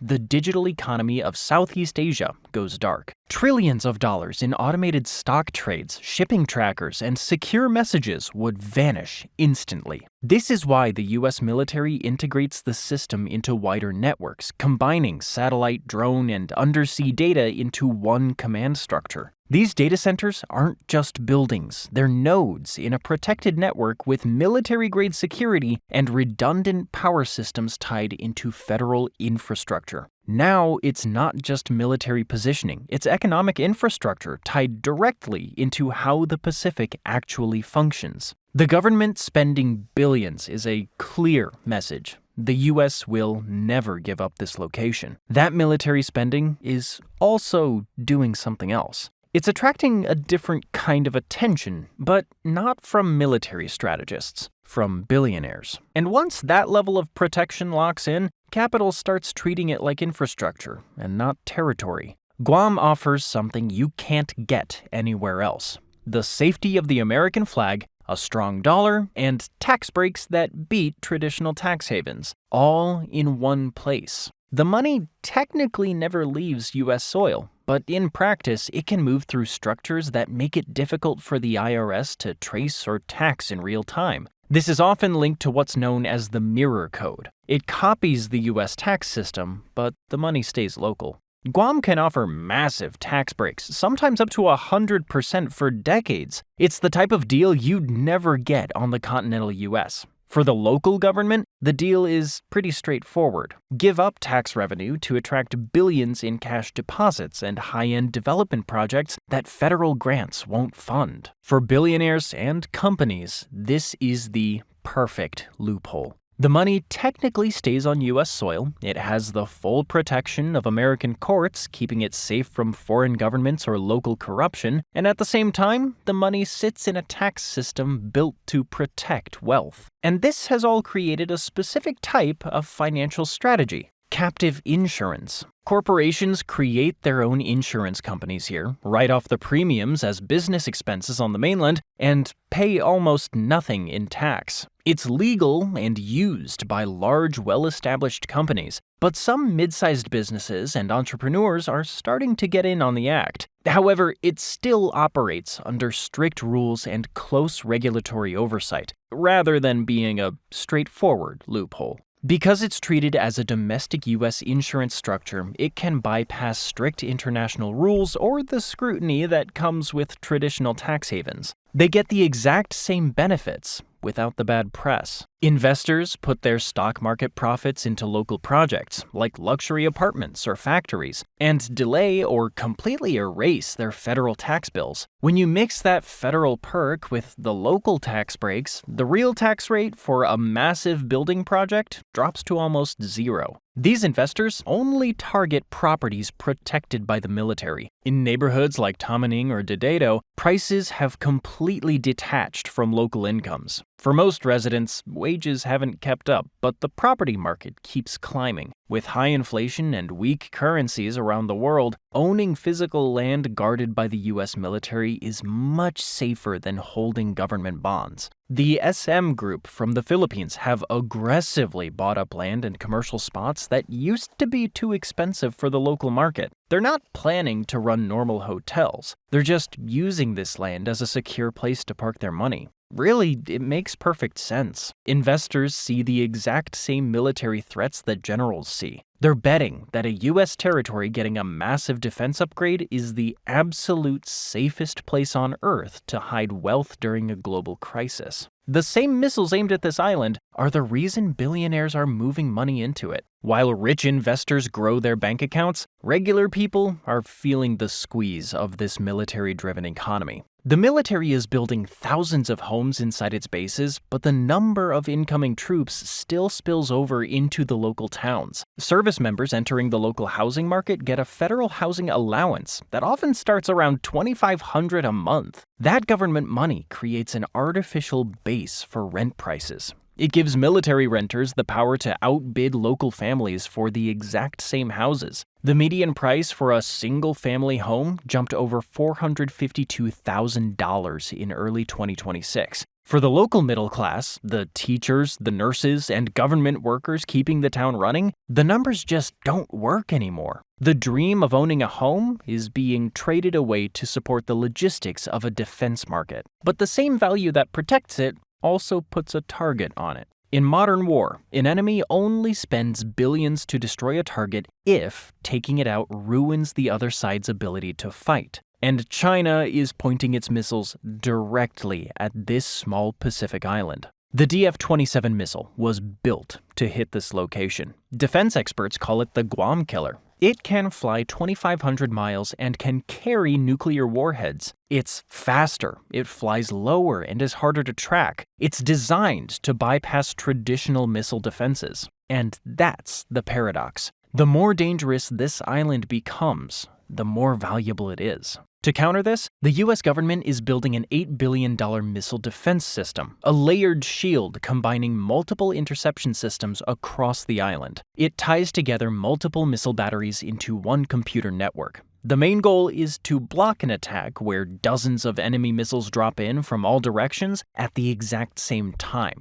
American taxpayers are funding the most advanced missile shield ever built over a single island. And when private equity firms move into data centers or shipping infrastructure here, they operate under a defense umbrella that costs more than the economies around it. The military secures the island, and that security is exactly what makes private capital harder to dislodge, which is where the stakes become unavoidable. An island turning into the front line of a superpower has never come without a cost to the people already living on it, and Guam is no exception. While global powers and billionaires move in, the people who have lived here the longest are losing control. The native Chamorro people make up almost 35% of the local population. Their historical land rights are clashing directly with military needs. They have limited political power. They're being outpaced economically. The people with the deepest roots had the least control over what was happening. And it's playing out in the ground beneath the radar domes. The military buildup is tearing up ancient historical sites and natural resources. In 2011, the Navy signed an agreement with local preservation officers. This removed red tape and meant it was easier to clear out historical lands. To build a live firing range at Magua, work crews dug up and destroyed thousands of ancient and culturally important artifacts. Bulldozers were flattening 4,000-year-old forests to make room for radar domes. The biggest fight is happening at Taraguay Beach. A local group named Protei Litekyan is trying to stop the military from blowing up old bombs out in the open. They're also fighting new shooting ranges built above the northern Guam Lens aquifer. This underground water reserve gives the island 80% of its clean drinking water. Chemicals can quickly soak through the rock and destroy the water supply. And since the island is isolated, losing the aquifer would be catastrophic. The buildup has sorted the island into a hierarchy nobody voted for. At the top, the military-industrial complex with unlimited funding and federal protection. Below them, the local middle class, absorbing the inflation that defense contractor salaries create. And then at the bottom, thousands of migrants from the Marshall Islands, Micronesia, and Palau, taking the hard, low-paying construction jobs that keep the whole machine moving, living underneath a missile shield that wasn't built for them. The events of 2026 lock in the island's exact role in any future war. The Air and Missile Defense Plan is legally approved, and the first contracts are moving quickly. The time for new investors to buy in cheap is gone. The military plans to station a Marine Littoral Regiment on the island. Washington sees this island as the absolute front line, not as a backup base. If the United States wants to keep projecting military power into Asia, it has to hold this exact 30-mile piece of rock. The government plans to spend billions on infrastructure over the next 10 years. No future president will abandon that kind of investment. The island most Americans ignore is the one the rest of the world is fighting over. Washington poured the concrete and wired the radars. Beijing programmed its hypersonic missiles and sent its ships into the Philippine Sea. And the native people there have to deal with the fallout of a massive military chess game planned thousands of miles away. Whoever holds this island for the next 50 years holds the Pacific, which is why Guam is where the next balance of power will be decided. Thanks for joining me today.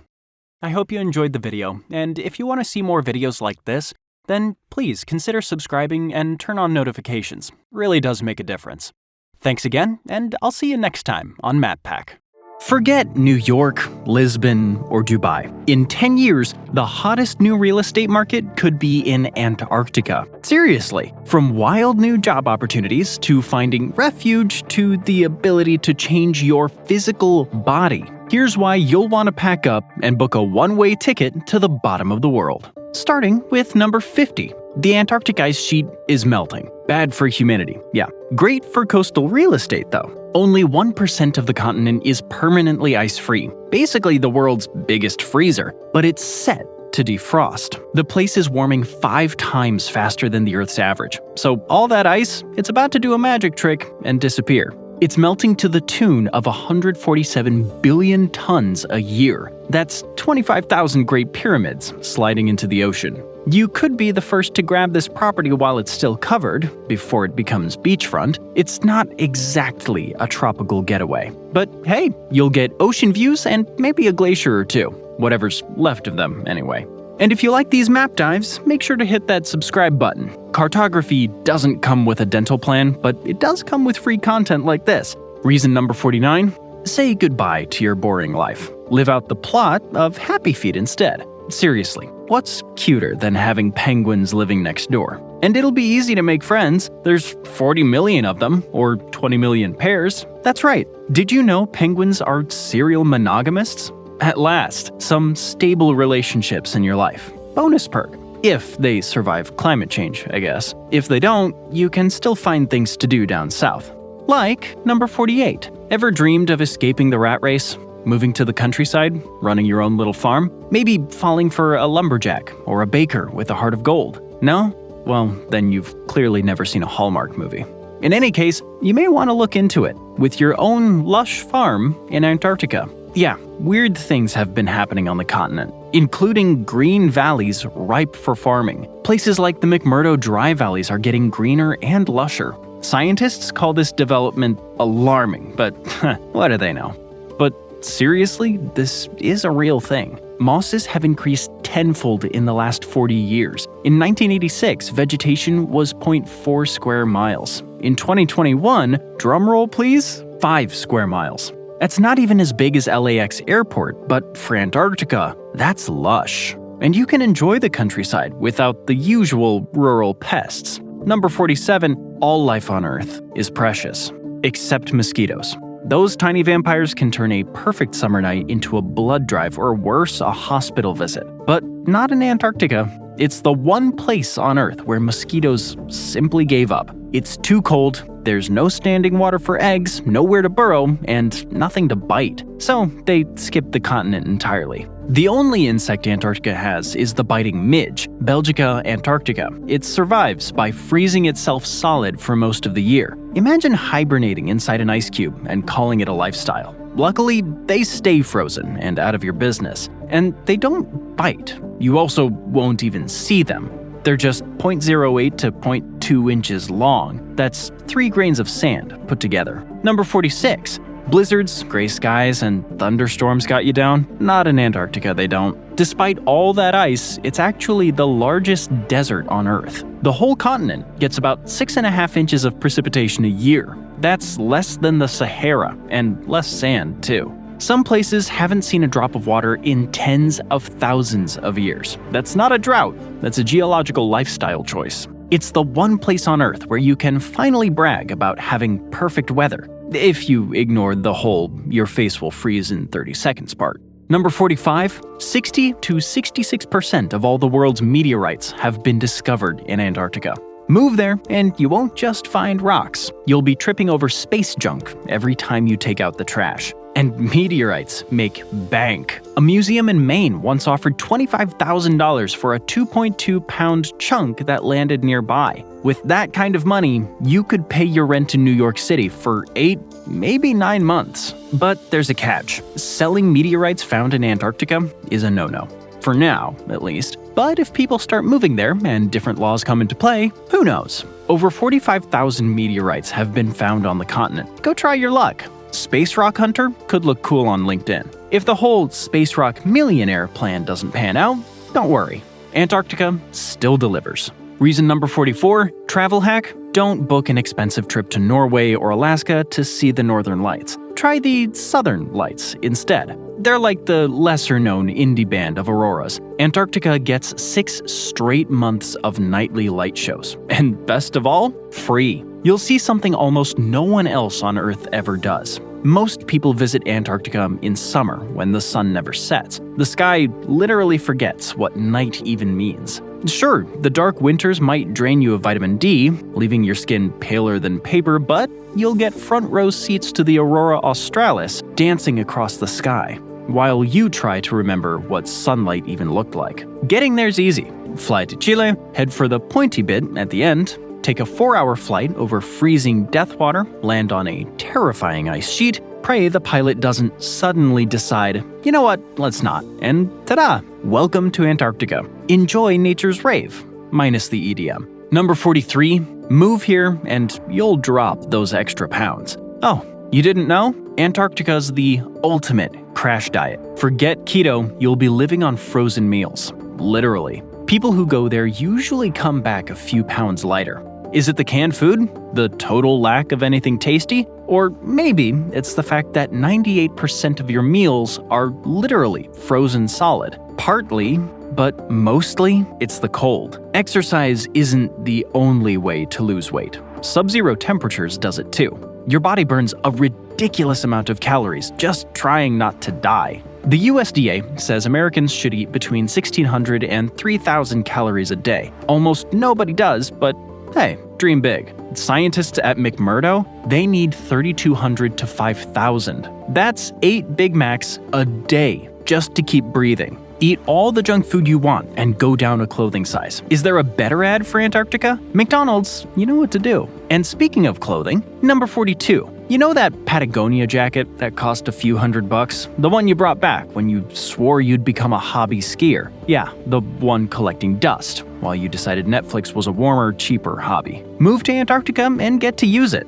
Antarctica requires plenty of clothing for survival. You need an outer jacket that's waterproof and windproof, and will let you keep your fingers and toes attached to your body. Canada Goose issues a big red parka for anyone who works in the US Antarctic program. It also costs $2,000, so save up or die trying. Literally. Another perk, you don't need to care about fashion at all. High-waisted or low-waisted jeans, doesn't matter. TikTok trends don't reach this far south. Antarctica is more of a dress practically, not fashionably place. Think merino wool base layers, long-sleeved shirts, fleeces, parka, and you don't frostbite down there. You'll save so much money on your wardrobe. Number 41. Develop a cool new accent. Researchers down at Rothera are developing their own dialect. English-speaking scientists down there interacted with only each other for 6 months in a row, occasionally throwing in some made-up slang words, and their language would never be the same,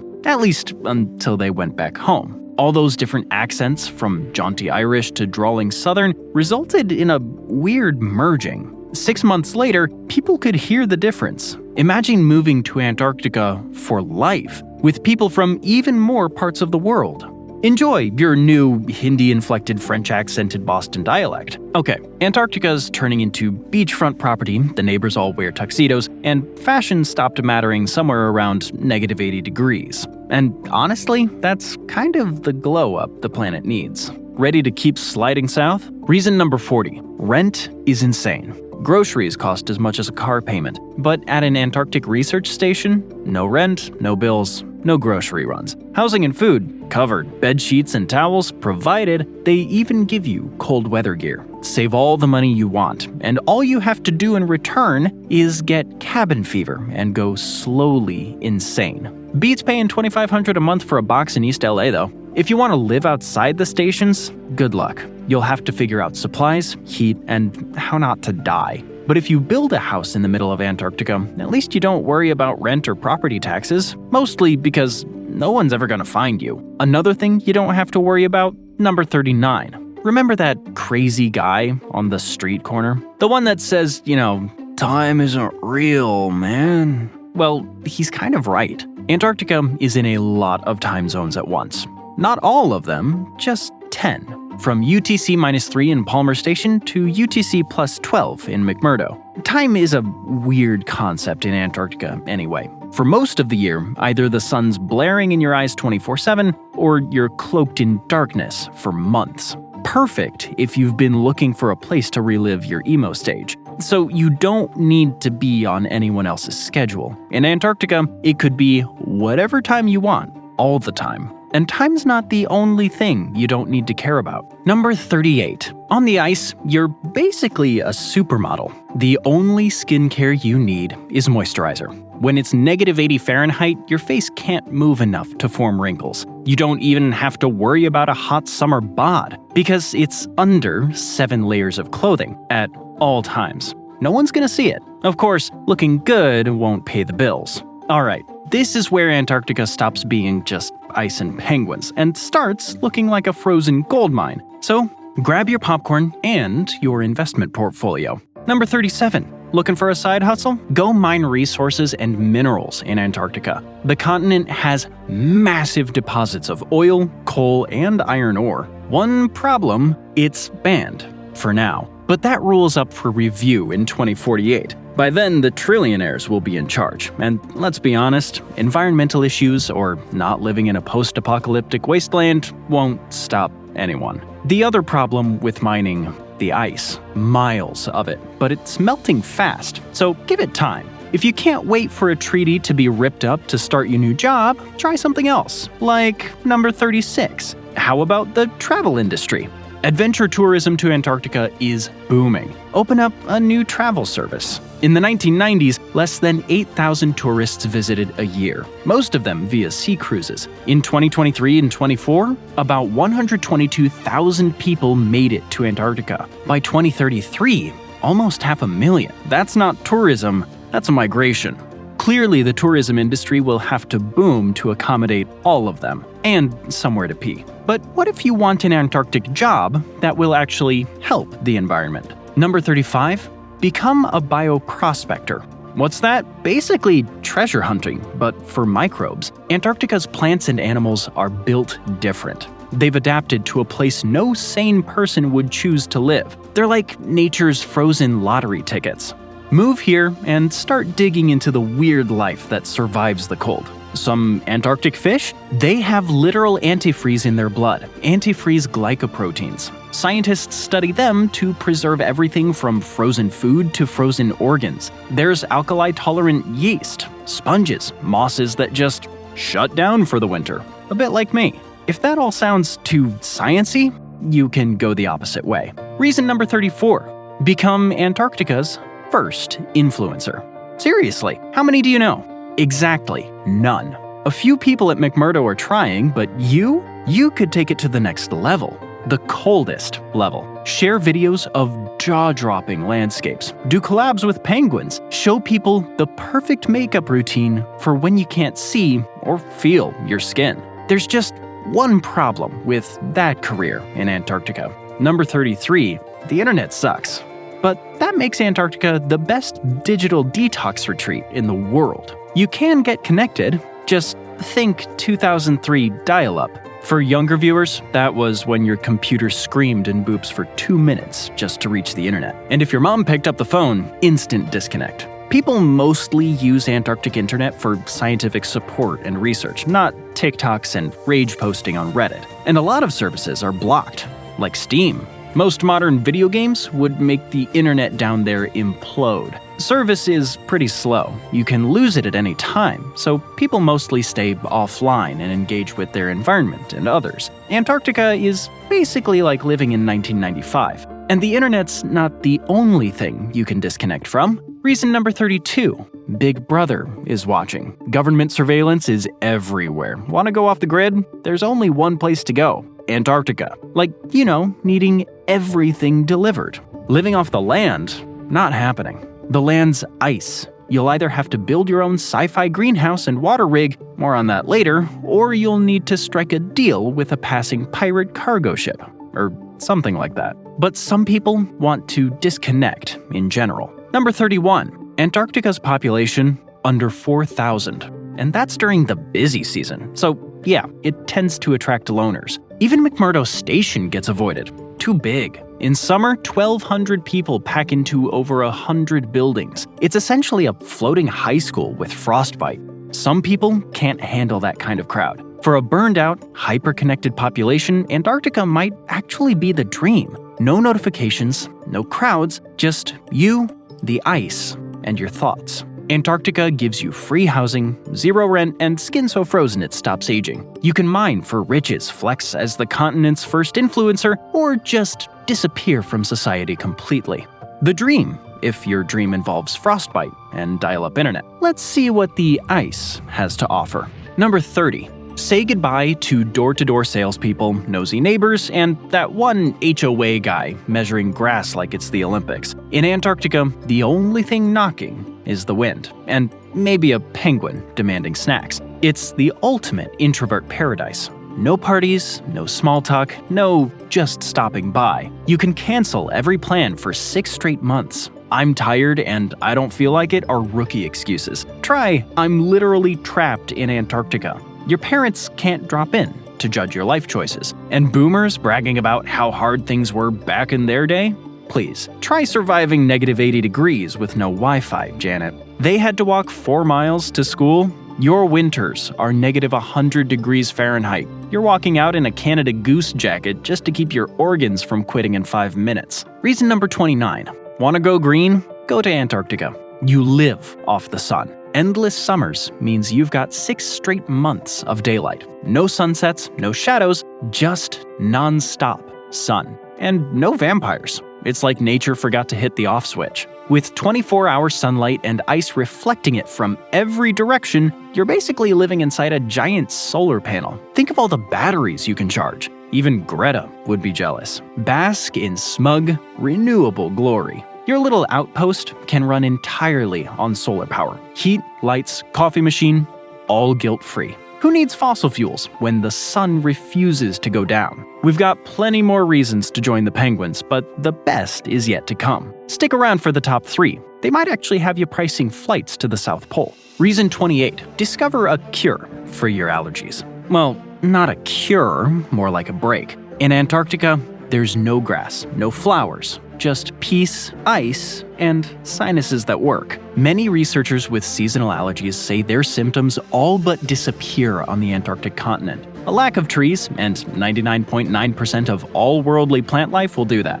Bad news, some researchers report that when they leave, their symptoms come back worse than ever. Some who never even had allergies develop them. A study found that a third of people returning from Antarctica had stronger reactions to pollen and dust mites than before. Turns out, spending months in the world's cleanest air makes your body forget what dust even is. The good news, it's temporary. Mostly. Maybe the allergies are related to another habit people develop in Antarctica.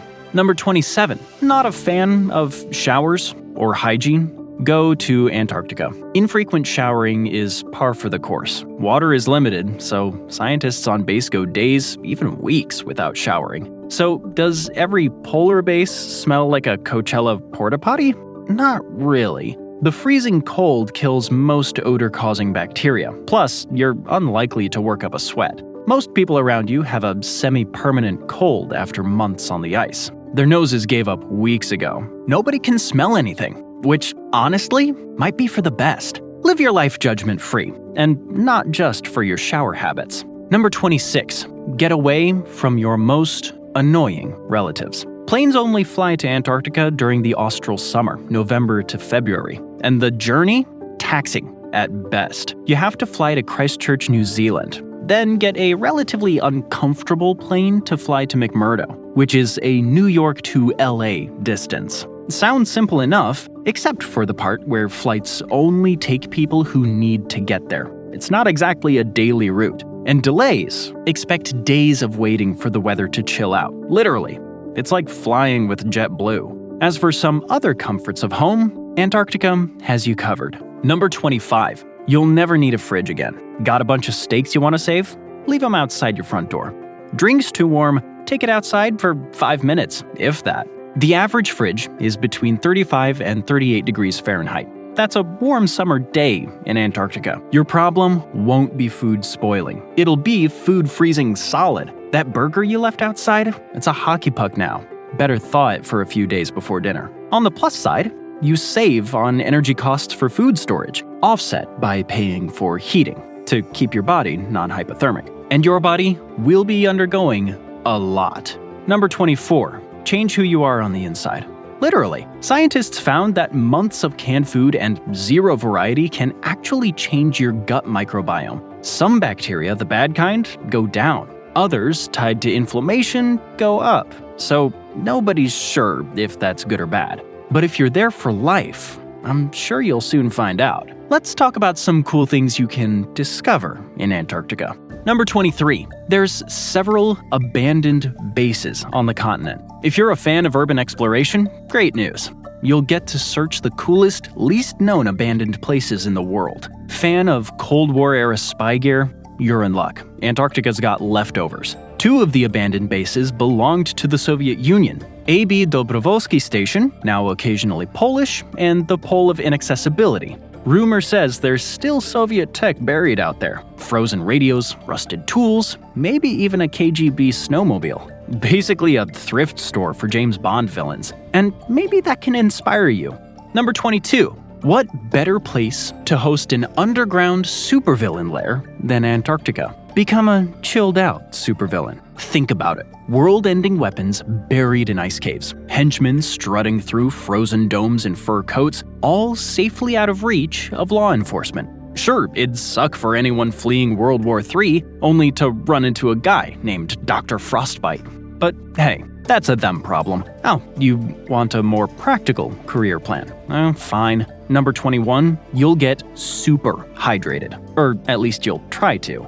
Antarctica's air is so dry, it makes the Sahara feel like a humidifier convention. You lose moisture just by existing. You'll chug water nonstop and still feel like you've been licking salt flats. Wake up, mouth like sandpaper. Keep that in mind on an Antarctica night out. Scott Base has a bar. McMurdo Station over the hill has 3. But if you grab a few drinks, you'd better follow each one with a gallon of water. You'll wake up feeling like SpongeBob on a bad day. Hangovers here don't wait until morning, they hit before you've even finished your drink. So, Antarctica can turn introverts into legends, bad hygiene into a lifestyle, and frozen burgers into dinner plans. And somehow, it's still more functional than the rest of the world. Ready to keep going? Reason number 20. People who work in Antarctica crush it in the regular job market. Bosses know they can handle anything. If you've survived bone-chilling winds, total isolation, and 5 straight days of canned tuna, you can handle Sherry from HR's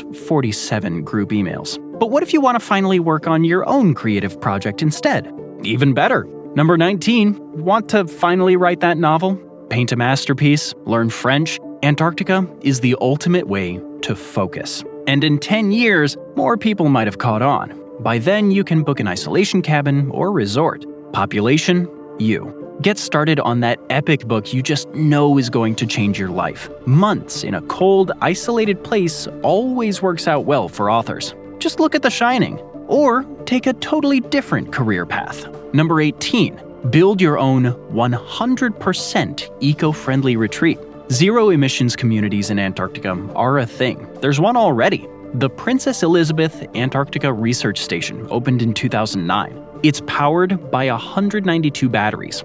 The energy comes from 9 wind turbines and 284 solar panels. Another 30 solar thermal panels heat the station's water. Sounds great until you realize hot shower means water that just came from Antarctica. The station was built by the Belgian government, private sector partners, and the International Polar Foundation, and it's getting greener every year. In 2021, the base got a new roommate, the Venturi Antarctica, an all-electric polar exploration vehicle. There's zero emissions, just don't run out of battery 300 miles from anywhere. So, you can move down to the South Pole and engage in extreme sustainable living. Even if you're not in this green paradise, you can get some environmental benefits. Number 17.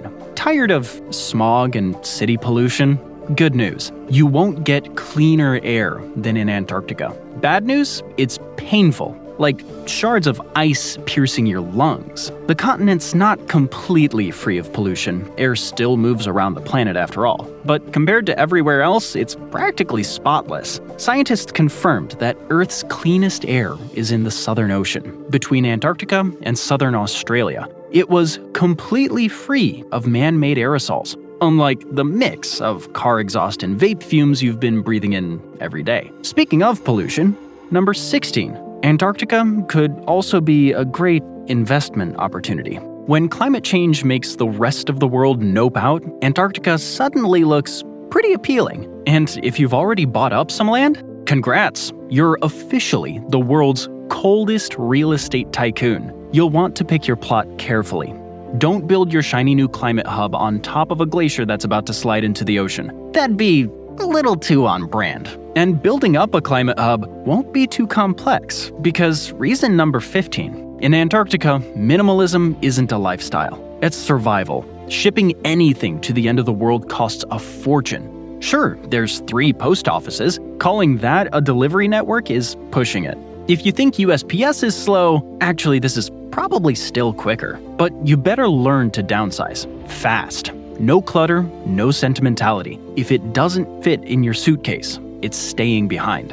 Fun fact, working at the post office? You better be appendix-free. That's a rule. No one wants a penguin with a scalpel operating on them. Number 14. Want to be the center of attention at a dinner party? Or just be able to have something to say next time you leave the house? You've lived in Antarctica, an experience only a few thousand people can claim out of 8 billion. Or 15 billion, or whatever we're at by 2035. You're a unicorn, a frostbitten one.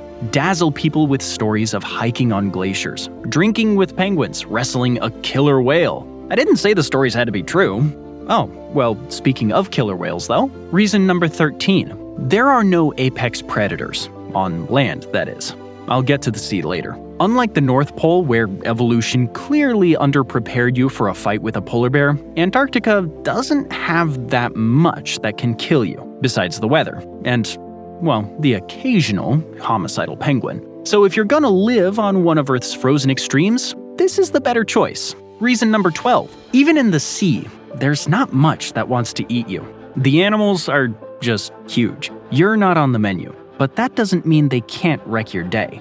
In Antarctic waters, you will find the terrifying colossal squid. They can weigh over 1,100 pounds. That's a lot of calamari. Few humans have ever seen one up close.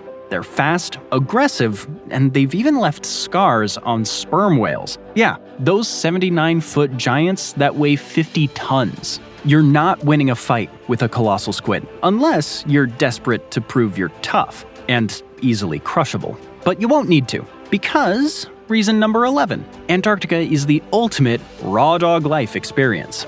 Think flying without music or TV is rough? That's cute. You want to test your limits for boredom and discomfort? Go to the South Pole and stay there. Oh, your friend just flew 10 hours without watching The Office? You forgot what TV is. They didn't listen to music once flying from Austin to Seattle? You've been on the ice for years. You don't even know who Sabrina Carpenter is. There's a reason Antarctica is the end of the world, or edge, for the flat earthers out there. Want to test your limits? Head south. We've learned Antarctica can boost your resume, cure your writer's block, and give you real estate colder than your ex's heart. Ready to continue the southern sojourn? Let's dive into the top 10. I saved the best for last. Reason number 10. Antarctica is ground zero for studying climate change because it's being transformed by it fast. But it's also where we have the best shot at stopping it. It's the front line, and maybe the last one. Be part of the solution. Study climate change up close. Join the scientists trying to warn the world about what's coming, and then watch everyone cover their ears and buy Chevy Tahoes for the rugged, untamed wilderness of Atlanta, Georgia. At least when the temperatures get to Dubai in summer elsewhere, you'll have a leg up. Because, reason number 9, even a warmer Antarctica is still freezing, which is great news. Heat literally ages you. Down here, you're basically cryogenically preserved. One study on 25,000 people in Taiwan found that repeated heat waves age your body, as much as regular smoking or drinking. Another US study said the same thing. Extreme heat literally makes you older faster. Antarctica might just be the world's cheapest anti-aging clinic. Want to keep your skin young, fresh, and unmelted? Head to Antarctica. Sure, it's warming up, but hot here means wearing 2 layers in summer. You'll be fine. Frostbitten, but fine. It's not the only climate risk you'll escape. Reason number 8. Avoid the sea level rise in Antarctica. Might sound weird, considering you're on the ice sheet that's melting, but because of gravitational forces, the sea level around Antarctica will drop. How? Antarctica actually has its own gravitational pull. As it loses ice, that pull weakens. What does that mean? Sea levels drop around the continent. Meanwhile, the rest of the world's busy reenacting Noah's Ark, Part 2. The continent's average elevation is also 8,200 feet. By 2050, that sea level will go up 10 to 12 inches. You'll be safely way above it, on top of a windswept, frostbitten ice sheet. Yay? More water means more problems, though. Reason number 7. The world is about to enter the water wars, so sorry to break it to you. Clean, drinkable water? That's about to be worth more than oil, and countries are going to start throwing hands. Skip all of that. Move to the place that has 60% of the world's freshwater. You'll be one of the only people there. It's all yours. And with the ice melting, you barely have to work to get it. Just filter and boil it first.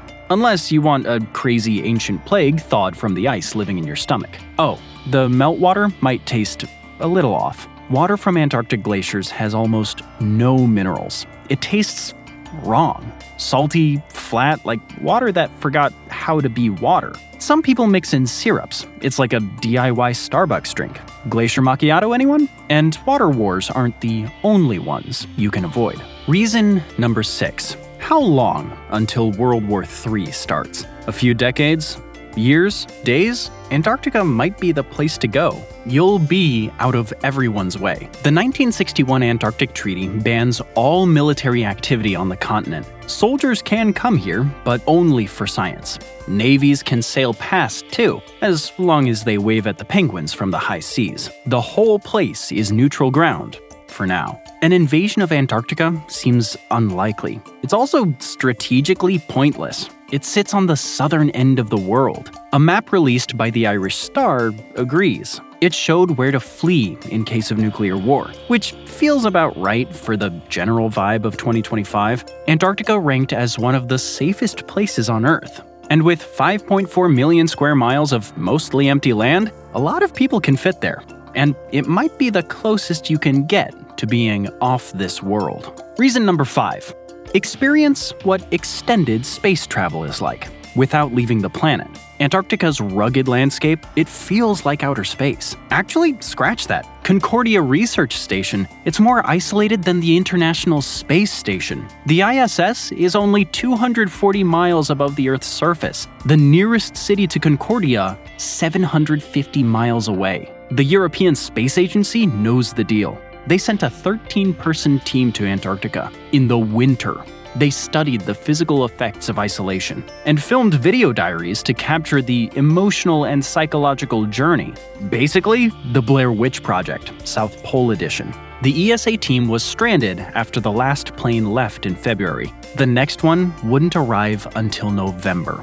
9 months, no exits, no rescues. No word on whether anyone resorted to cannibalism, but it's probably fine. But Antarctica actually has a lot of space-related opportunities. Reason number 4. Move to Antarctica and be right next door to the Earth's next central space hub, Earthport 1. It's a proposal by Architecture Magazine. Okay, it sounds like something someone came up with halfway through a Star Trek binge, but it's got logic. Real logic. An international space station in Antarctica can't be claimed by any one country. It's shared, global. Another practical reason to build a space hub here? The South Pole has great access to polar orbits. The aliens the government is hiding can come and go without issue. We can also visit them from the hub and go into deep space at a moment's notice. But there's a problem. Building this hub would need coordinated, close international cooperation, which makes it a pipe dream. So far, we've found out Antarctica could help stop climate change, slow down aging, and keep you above sea level while the rest of the world practices synchronized swimming. And now we've reached the top 3 reasons to move to the bottom of the world. Get ready for the weirdest and coldest perks yet. Reason number 3. Prepare for life on another planet. Antarctica isn't just great for testing space missions. It's practice for living on another planet. With Earth's billionaires racing to colonize the galaxy, you might as well get a head start. Join the club early, freeze now, fly later. In addition to preparing you psychologically, Antarctica is also full of organisms that survive in the cruelest of conditions. Extreme cold, extreme dryness, very high salinity. Scientists call them extremophiles. You can call them the organisms we learn from when we have to adapt to life on Mars. But what if the space colonies don't happen in 10 years? First of all, how dare you doubt this hyper-realistic plan? Second, that means you should still head to Antarctica. Because, reason number 2, you can conquer the final frontier, which, surprise, is Antarctica more than space. Be a modern-day explorer, with less random violence against indigenous people, because, well, there aren't any. Scientists just discovered the land beneath Antarctica isn't what they thought. Hidden ridges, deep valleys, which means there were rivers here, forests, life, and none of it has seen sunlight in 34 million years. A whole lost world frozen under our feet. Dinosaurs? Atlantis? Probably just more ice. Geography professor Stuart Jameson says the land underneath the East Antarctic ice sheet is less well known than the surface of Mars. Why not discover it? You just need to bore through 1.2 miles of ice. No worries. Sure, you can't stream Squid Game on Antarctica's internet. You're lucky if you can load an email. But you will find mind-boggling tech here. Reason number 1. At the South Pole, you can test the tech of the future. Antarctica is the perfect testing ground for autonomous systems. No traffic, no people, no lawsuits. Pilotless drones can fly free. And when they crash, at least they're not landing on anyone's head. Just a very confused penguin. It's also a hub for wireless tech testing. Scientists push their gear to the limit. Freezing temps, blizzards, total isolation, perfect conditions to see what survives. And with no electromagnetic interference from cities or people, the data's crystal clear. Antarctica, the only place on Earth where your signal actually improves when everyone else disappears. Thanks for joining me today. I hope you enjoyed the video, and if you want to see more videos like this, then please consider subscribing and turn on notifications. Really does make a difference. Thanks again, and I'll see you next time on MatPack.